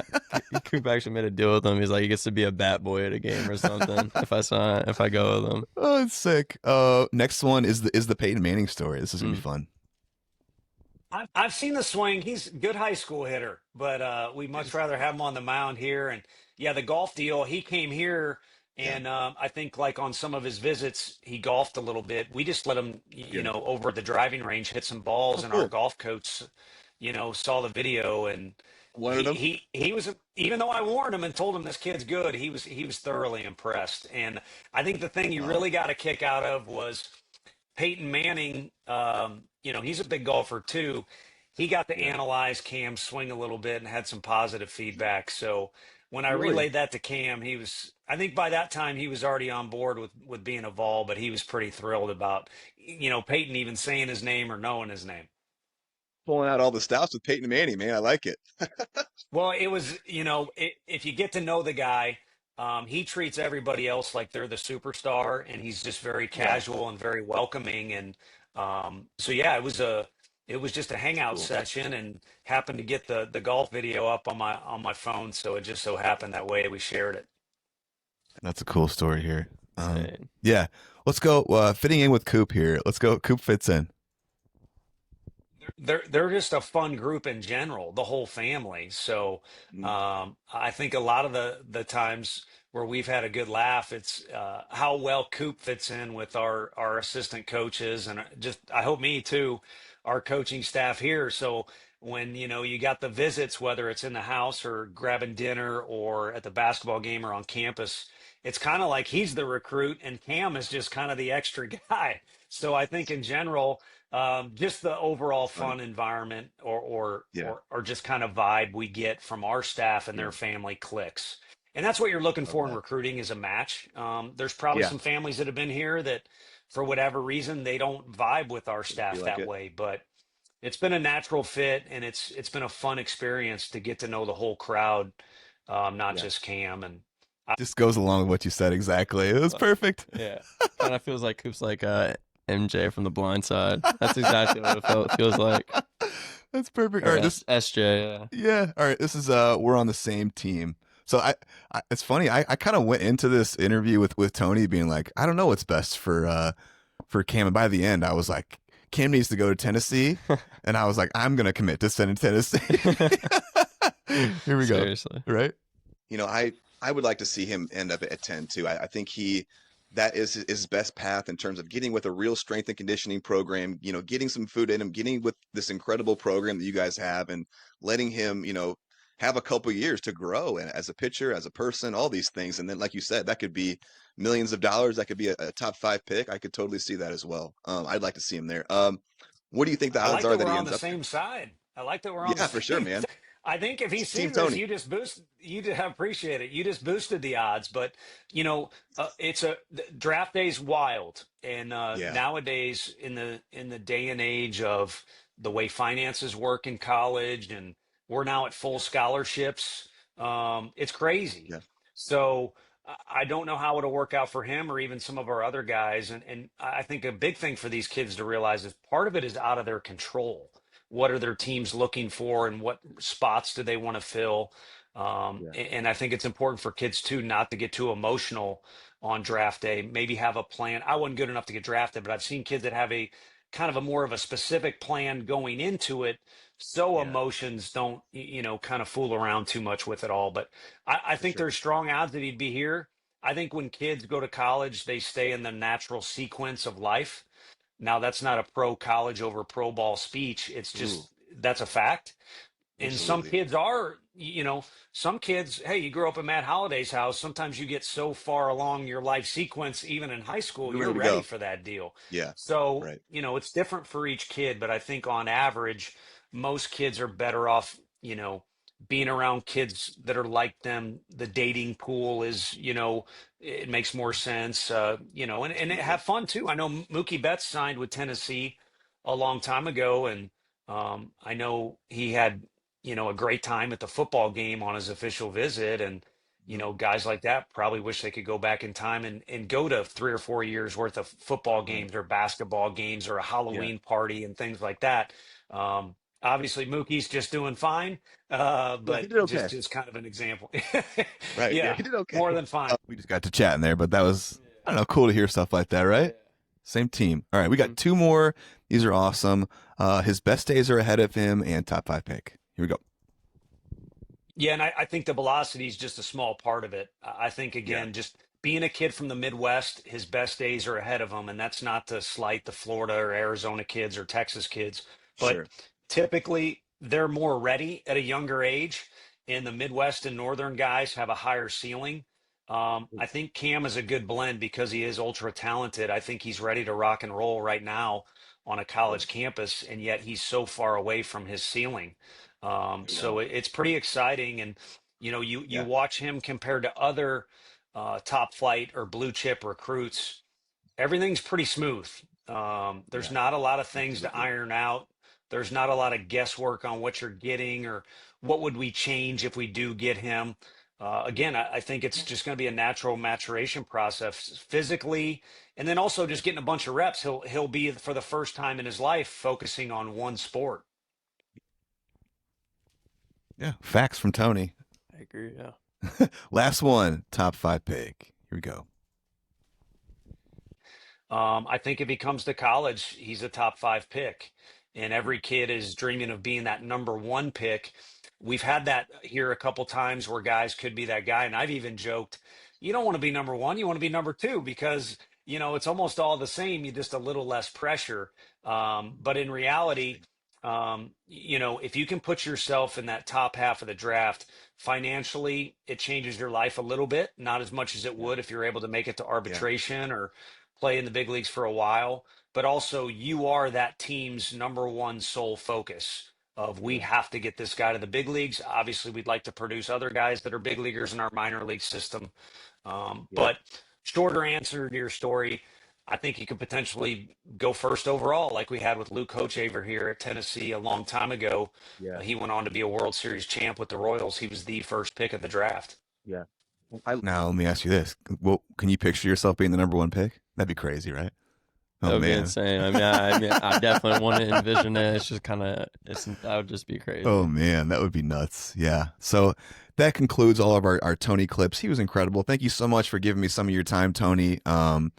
If Cam ends up at Tennessee, I'm going to take some credit for it here, helping along this process. And I'd love to have you on as a guest someday, buddy. So I hope you enjoy this, and maybe we can get you on here as a guest. So thanks, Tony Vitello. Yes, sir. Shout out. So moving on, I'd love to hear about some of these, the showcases, the USA Baseball, the Perfect Games, all this stuff. There's a video out there of you. Is it a Perfect Game or what is it? Where you had this bed full of like swag that they gave you. That was all Perfect Game. Oh my God, it's incredible. It looks so sick to be getting something like that. How has this whole experience kind of been for you when it comes to stuff like that? Yeah, like I said, Mafia was like my favorite, like one of my favorite parts. But last summer was definitely the most fun I've had playing baseball. Yeah. Like just traveling to a different place in the country every weekend, like going to North Carolina or California or Arizona. Like it's sick, and you just get there. And who was that with? Or was that just like you're going to these like Perfect Game stuff? It's like, how does that work? It's like showcases. So like I went to Cary, North Carolina for USA Baseball, like tryouts basically for the 18U team. Yeah. And then California was area codes. That was like, I don't even know. That's just like a big kind of like a bunch of games. Yeah. And then the Perfect Game All-American game, that was really fun. That was in Phoenix. Yeah. And that was just like, when you get there, you kind of get treated like a pro almost. Yeah. You just get like handed stuff. Yeah. You get like access to the field, like the best fields I've ever played on, the best mounds I've ever pitched on. Like it's just sick. Probably have like more gear than you know what to do with at this point, right? Like I think I've kind of like lost some of it because like there's just like too much to even like keep track of. I remember you going. There's a cool video out there on YouTube of him going through the bed. Like, oh, I got this and I got this. Yeah, I got it's this, just like I got this. It's like too many shirts to even wear. Like, what are you supposed to do with all this stuff? Exactly. Man, what a unique experience you've been on. Yeah. Cool. What about? Are you like making friends with other guys that are on the circuit with this, or I made some friends over the last summer and just throughout the baseball career. Yeah. Like a lot of Illinois guys like Jack Bauer and Jaden Fauske, and just kind of got closer to them on that. And then like just guys from all around. Like met this other basketball player. He's going to Oklahoma for basketball and baseball. Oh, sick. Yeah, and then just like different guys. Okay, cool. What's something that you wish people knew about you? Something, different, surprising, something like that. Probably that never been the best athlete or like the best player until about like now. Just recently, in a couple of years, right? Just like always been like kind of a baseball player. Like I've Right. never really been that guy or like one of the better players. You weren't like Bryce Harper. Everyone was like saying he was like the chosen one when he was like 10 years old. You know, Yeah, but like when that's not been your experience. I was like the 9 hitter and like maybe an inning of a tournament. Like Right, Yeah. crazy, right? Man, you never know what's going to want to shake out. exactly. Okay, what's some of the best advice that you have received, either baseball advice or just life advice?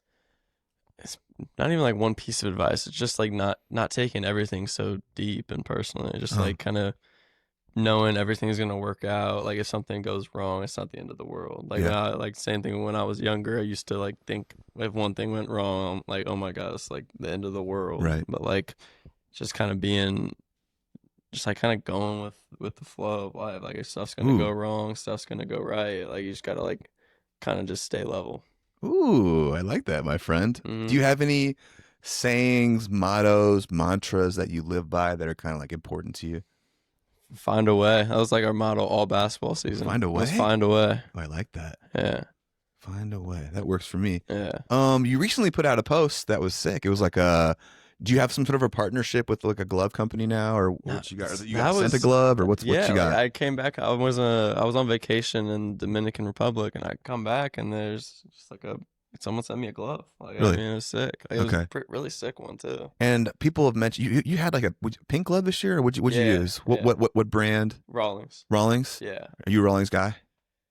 I think I kind of am As of now? I was a Wilson guy. Like I like my A2000s. Like I have a red one that I used a little bit too. But like with Perfect Game, like I got to design a glove for the All American game, and then while I was there, I got to design another one just like for whatever. And Rawlings gloves? Yeah. Okay. Yeah. But you don't have any sort of a deal with them yet or anything like that? No. Okay. So Rawlings is kind of your glove of choice as of now. Yeah. What about Webb? How stiff do you like it? How do you keep it? Stuff like that. Yeah, I mean, I like my gloves like really like extra stiff. Like, Really? Whenever I like customize when I order it, I don't want them breaking it at all. I want it to come like barely can move. What web do you like? I don't know the name. I like it fully covered though. Okay. Do you flare either the thumb or the pinky out, or what do you do? Anything like that shape wise? I put 2 fingers in the pinky. Okay. And then I put my finger out. Okay. My pointer finger. What about when you're breaking in a new glove? Anything you use in terms of like special ointments or potions, or how you do it, or There's, anything like interesting like I don't that? even know the name. There's like this oil I use. I put it on there and kind of beat it with a mallet, and then just move it around in all different directions to try to loosen it up. But it's kind of just a lot of play and catch with it. Okay. How many gloves you got? I got 3 or 4. I guess that if I got 4th one now, so I got 4 now. Is there one that is your gamer, or would you feel like interchangeable? That pink one? One's my gamer. Fire. Yeah. What made you go with the pink one?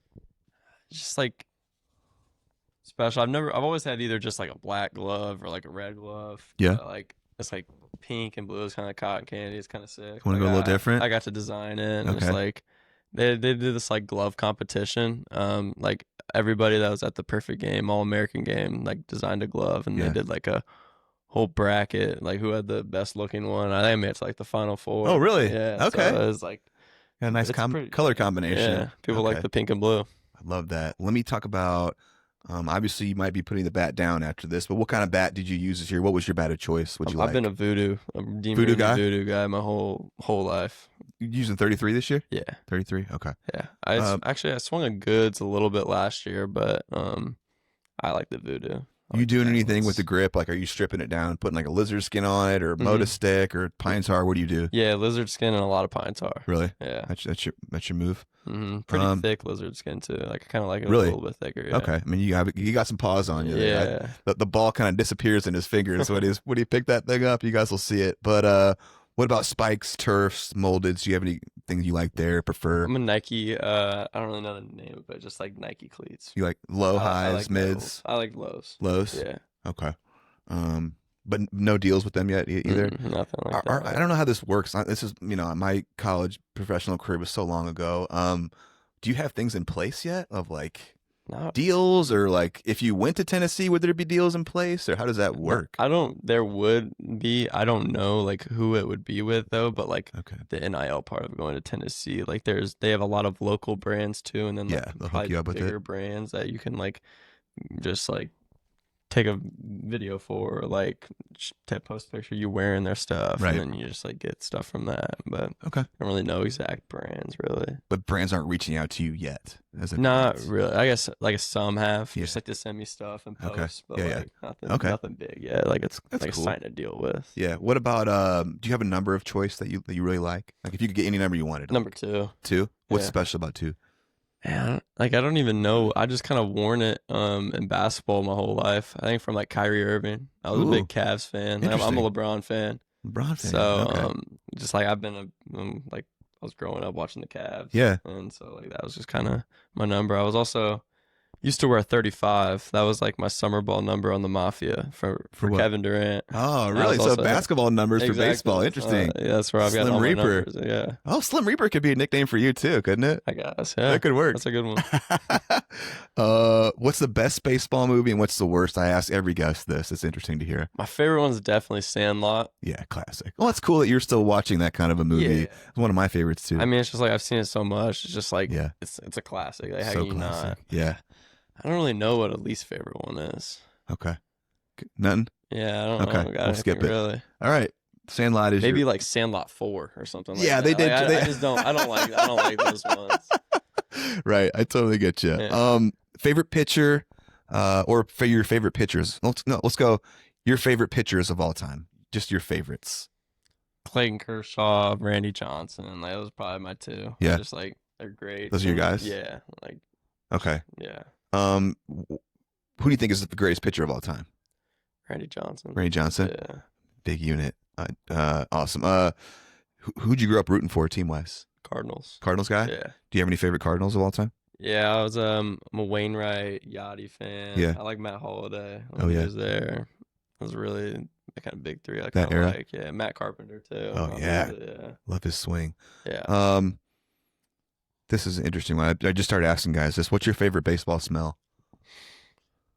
I was thinking about this. It's I really like coming to Bob Erickson Field, like Chatham's Field, when the grass is freshly cut.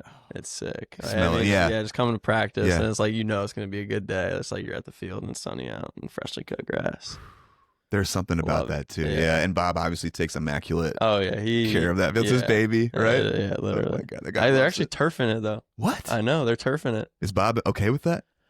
He might be tired of taking care of it. I mean, that's why I was surprised whenever they showed. Like, I saw the plans to turf it. I was like, is he really going to be okay with this? Right. He loves taking care of that Bob's thing.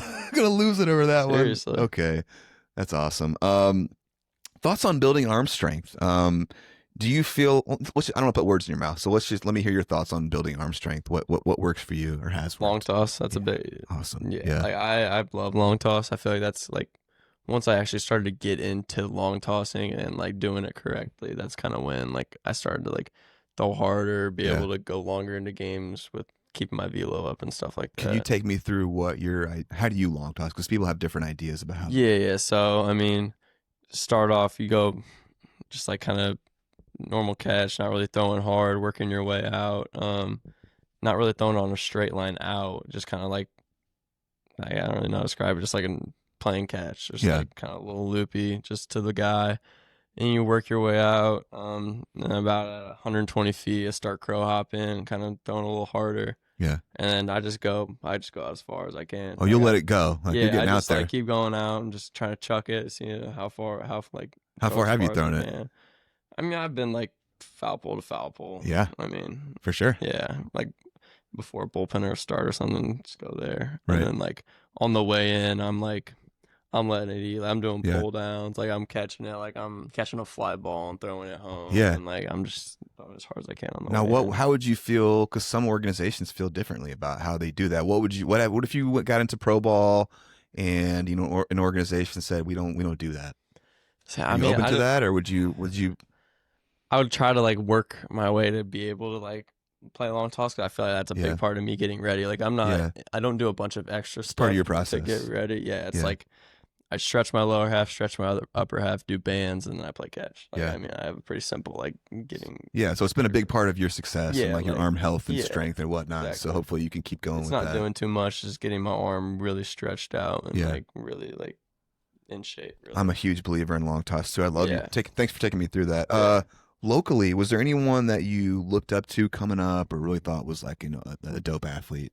I mean, Derek Parker. I mean, seeing that a couple years before you. Just being like on the team with him, like watching him go through it. It's probably just like being able to see how it works and then keeping that in the back of my mind. And this was before your stuff became kind of elite Exactly, too. So you're like watching this guy with elite stuff. You're like a god almost. Yeah. Like, just like watching him play. It was like pretty incredible. Yeah. Yeah. It's like seeing all the scouts at the games and hearing about him talking to people. Like it's he's going to come on and be a guest later this summer too. So I'm looking forward to that. He just had TJ, didn't he? Yeah. Yeah, for sure. Let me ask you this. This is an off the cuff question. In this day and age in baseball where it's metrics and data and spin rate and velocity, arm injuries have ramped up. You so far have been injury free. I've had nothing wrong with Is that it, something really. that you just are resigned to in the future? Like maybe a TJ happens, like just guys that throw upper, it happens at some point, or what are your thoughts on that? Yeah, I mean, not scared of it. I'm not scared of it. Yeah. Like I mean, I've not thrown a lot of innings in my whole life. You're right. Like I've have a really low workload. So right. like, my arm. You're not a Cali guy that's been throwing a million innings since you were 13 years old. Yeah, like my arm's still like pretty fresh. And And Tony spoke to that too, of like he loves getting a Midwest guy that's mid 90s already because you haven't even had, you don't have the same miles on your arm that a California, Texas, Florida guy. Oh, that's awesome, dude. I love hearing that. Anyone that you liked competing against locally, rivalry wise, or was fun? I mean, too? playing SHG is a big rival. Playing them's always fun. Right. Just Rochester too, just like the local guys. rivalry CSA teams. Yeah. Any particular players that you like?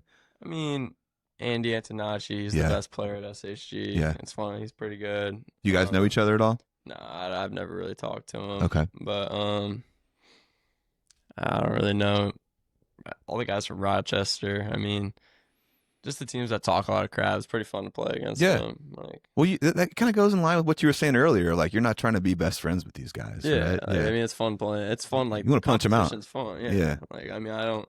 It's not like I hate the people. Right. It's just like I'm not gonna let them be better than me. Ooh, okay, I like that. Mental skills stuff, is that something that you worked on? Is that in your purview, or what do you do with stuff like that? It's something Anything? I've had to work a lot on. Like when I was younger, I had a really bad like mental game and like, really like you get frustrated and get yourself out of games and stuff. Yeah, I would just crash out. I'd be like done. Like if something goes wrong, I was done. I had problems with that too. Yeah. So what have you done to rectify that? Kind of just getting older and maturing and realizing that like when something does go wrong and I get that mad, like it doesn't help anything. Right. Like just kind of talking it out with people and like my parents and people making me realize that it's like it's not going to make you play better if that happens. It's going to honestly make you play worse. And it's just like getting over it and just trying to be better after that. Have you like read any books or worked with any like specific mental skills guys or anything like that yet? Not really like that. No, I mean, I've read like my mom's given me some books to read. I've never like finished them, just like kind of like getting like basics from it and stuff. Okay. Yeah. For sure. Okay. Diet like, or what is your diet like? Or first of all, you're 6'5"-ish. What do you weigh? Right now I'm probably like 183. Okay. So thin dude, right? Yeah. But you're like wiry strong. What is your diet like? What supplements, vitamins, stuff like that are you taking? Yeah. And things like that. I mean, I kind of just try to eat as much as I can. Yeah. Like literally anything. I try to keep it to like a lot of chicken and beef though. Like just try to do as much of that as I can. Not really wasting my space, like my stomach with like junk food and stuff like that. Sure. Just trying to do as much as I can to put protein in me. Yeah. I mean, drink protein shakes. Yeah. Are you doing creatine yet? Yeah. Right. Fish oil. That's Right. like the only three things I really do. Right. Like hydration powder. I just try to stay as hydrated as possible. Drink a lot of water. Beautiful. That's about it. Yeah. Okay. Right on. Are you like worried about how many calories you're getting and stuff like that? Like trying to get as much as you can? I tried to do that for like a week or two, but it's just kind of like I would always go like there was a certain set amount that like a nutritionist with my agency wanted me to get. Yeah. And like I would get it every day, so I kind of just stopped tracking it, like just eating normally. I would Just get it. you got to feel for it ballpark wise. Yeah, You like can get it. I eat a lot of food. Yeah, Like yeah. I'm always eating. Like I eat a lot, but it's just What's your favorite food? steak. Steak. Yeah. Okay. Filet. All right. Yeah. This is interesting for me too. Has anyone, from the Detmer family, the Jason Worth type family, reached out to you to offer you any advice? Like they would be the ones who would kind of understand what you've been through in the last year in some ways. Anything like that? Yeah, I mean, my parents are pretty close with the Detmer's parents, and Okay. I'm pretty close with Parker. So I mean, I probably talked to Parker a little bit about it, and then my parents kind of met with the Detmer's parents and kind of talked about like Cool. It was mainly picking out like an agent. Like I'm with the same like advisors or agents that Parker and Reed are with. Oh, beautiful. So yeah, they kind of like Okay. guide us in the right direction to choosing the right people and stuff. Yeah. And so just kind of just advice whenever we need it. I love that. I saw there was an interview. Can't remember which news station it was with, but they did an incredible job. And they talked with you and Casey, and you talked about being the next guy. You said that line. I'm kind of like the next guy in line. I thought that was awesome how you said it. What is it? When I say that, I'm talking about, of course, like the Detmers, the Jason Worths, these kind of guys that have come before you that were really high level. What does that mean to you? I mean, it's special. I mean, being in Chatham, it's like, there's a long line of baseball players and really good ones. Yeah, like it's crazy. And that's like kind of the tier you want to get to, and being a part of that, it's just kind of, it's special to be that guy because all the kids grow up knowing who Jason Worth is my and God, who yeah. Reed Detmers is. Absolutely. And, to have the opportunity to be the next guy. It seems like you're next in line. Yeah. Yeah, kind of cool, right? Yeah, it's really not kind of cool. It's very cool. Yeah, it's really It's cool. incredible. Uh-huh. Yeah.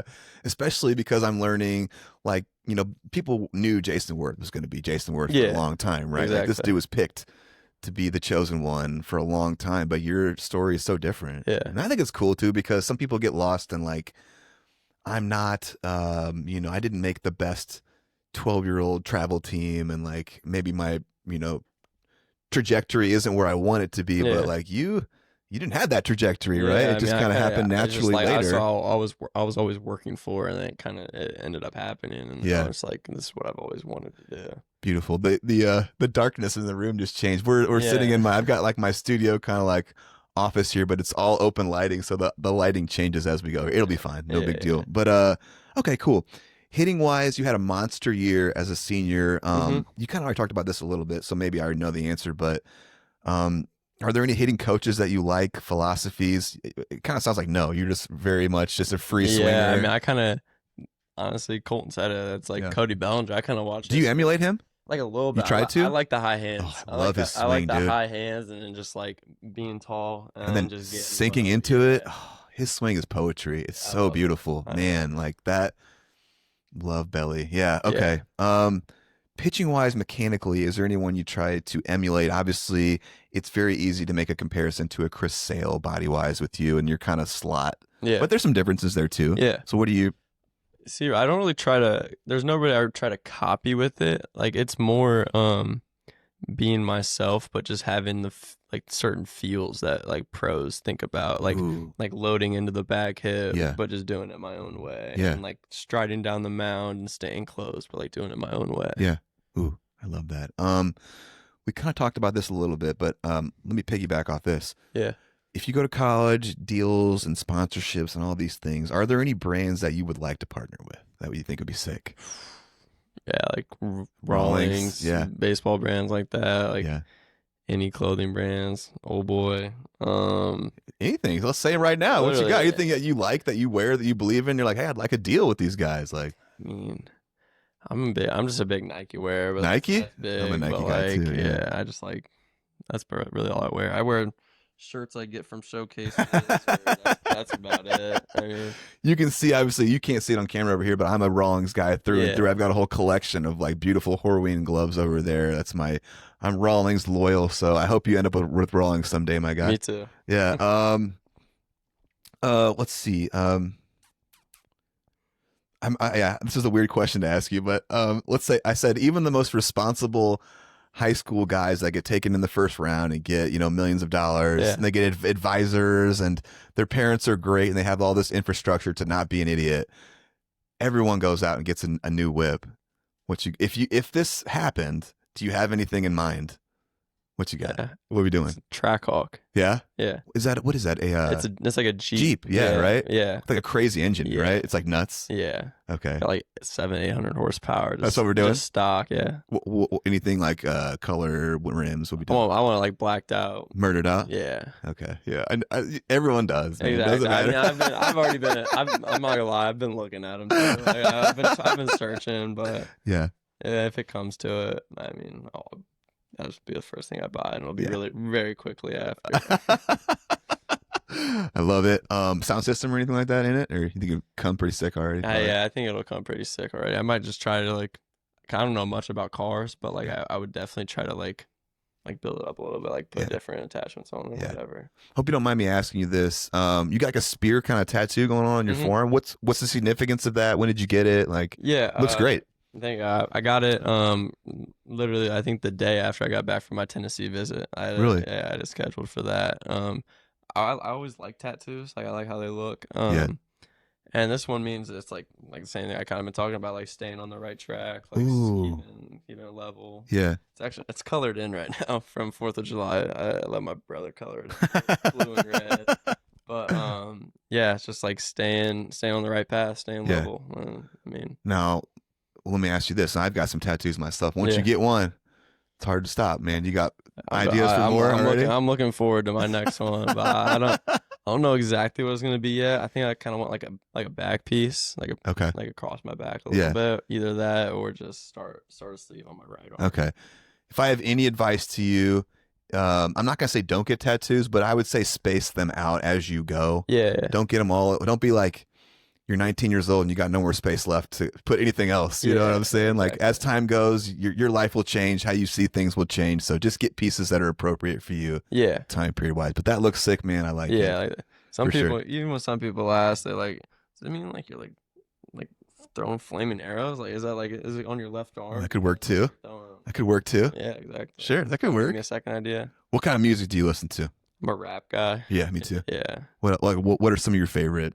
My favorite rapper is NBA YoungBoy for sure. What Colt said too. Really? Yeah. I like him a lot. He's really I like Lil Uzi Vert. His old songs, not really anything new, but like what he used to post.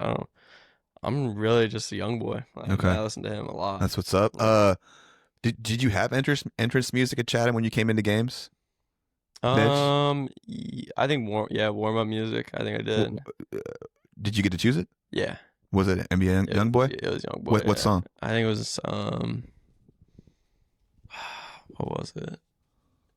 Maybe it's like number 9. It was like NO.9 maybe. I think that might have been it. So when I put these out, when I make a post, I usually can put a song to it. Would you want me to use that song, or is there something you want me to use to it? Yeah, number 9? Yeah. Okay, that's what's up then. I think that's the one I used. It might have been a second one I changed to, but I think that's the one I remember. Okay, let me ask you this. I'm fascinated by this. Do you feel like people have treated you different since your kind of status has changed? From good to very good high school to like you're like this prospect that's going somewhere.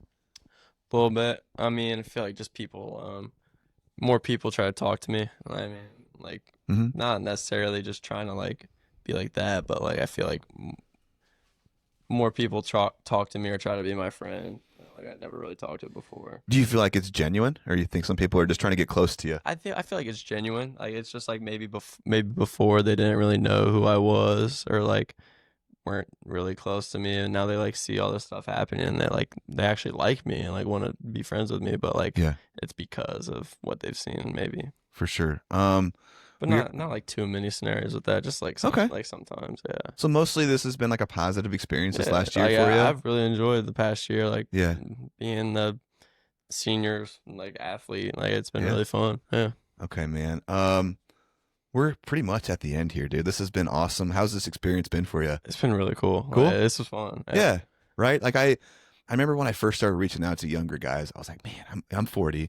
Like, am I going to be able to talk with someone that's 18, with 20, But what I found, and I mentioned it in my last podcast, is that baseball is such a universal language, Exactly. right? Yeah, like it's fun just sitting here talking about baseball with someone with different experiences. Sure. And like, yeah. Like if you're a baseball dude, which I consider myself, and obviously you are as well, like it's such a common language. Like we can instantly connect and we're talking and it feels like we're old friends or something like that. Exactly. You know? It's like the same. It's like that everywhere I've gone to. Yeah. Like even at the events over the summer, like older guys I've talked to, it was just like they're a baseball player. Like, it's a common language. Like even coaching the coaches at Glenwood, it's like they're all baseball guys. It kind of just feels like everybody's like friends. Yeah, I love that. We've talked about a lot of guys. Is there anyone from your journey that you feel like we haven't talked about that you need to shout out or give gratitude to or anything like that? Yeah. I mean, we talked about Jared Marshall a little bit. I credit him a lot with like my mental stuff. He was like my coach for the Mafia and stuff. He just was always on me. Like he saw stuff in me and he was always on me to like be the best version of myself. Yeah. Yeah. Okay. And just along with that, like my grandparents, they're at every single game. They're always there for me. Just like everybody around me, every coach I've had, really, I feel like they're positive. Yeah. Yeah. Beautiful. Well, man, I don't have a whole lot else for you besides just, I'll take it out of here a little bit, but like I feel like the future is obviously very bright for you. It's been very cool to look back at this time and kind of where you're at. I think it will be cool for you because obviously in a week or two, like you're gonna have some decisions to make, right? Yeah. What do you have? What do you have planned for the draft?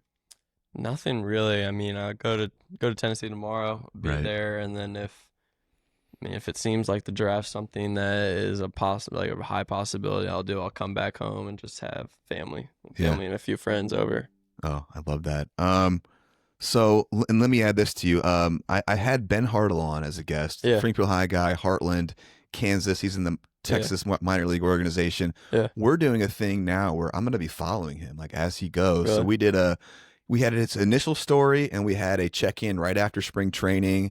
We're going to do another check-in at like the All-Star break. I would love for you, wherever your baseball career goes, to come back on at some point and kind of give me give us an update like, hey, you know, I'm a freshman at Tennessee now, or I'm in my second year in pro ball, and kind of hear about how things are going. It would just be fun to follow your career. I think that'd be awesome. Like you're doing with Ben. Yeah, this is really same cool. thing. Yeah. Beautiful. So that advice-wise, you know, obviously I have never been in your position by any ways, but I've been through a lot in my life, and I think be yourself going forward.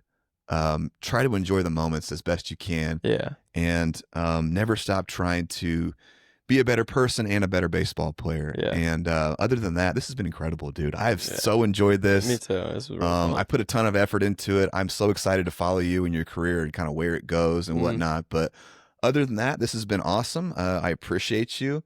This has truly been a journey worth remembering. This is the Cam Appenzeller Story. You got anything else? No, I mean, thank you for having me on. This was really enjoyable and really cool, and I'm excited to continue my journey on here. That's it, guys. We appreciate you. This has been the Cam Appenzeller Story, a journey worth remembering. We're out.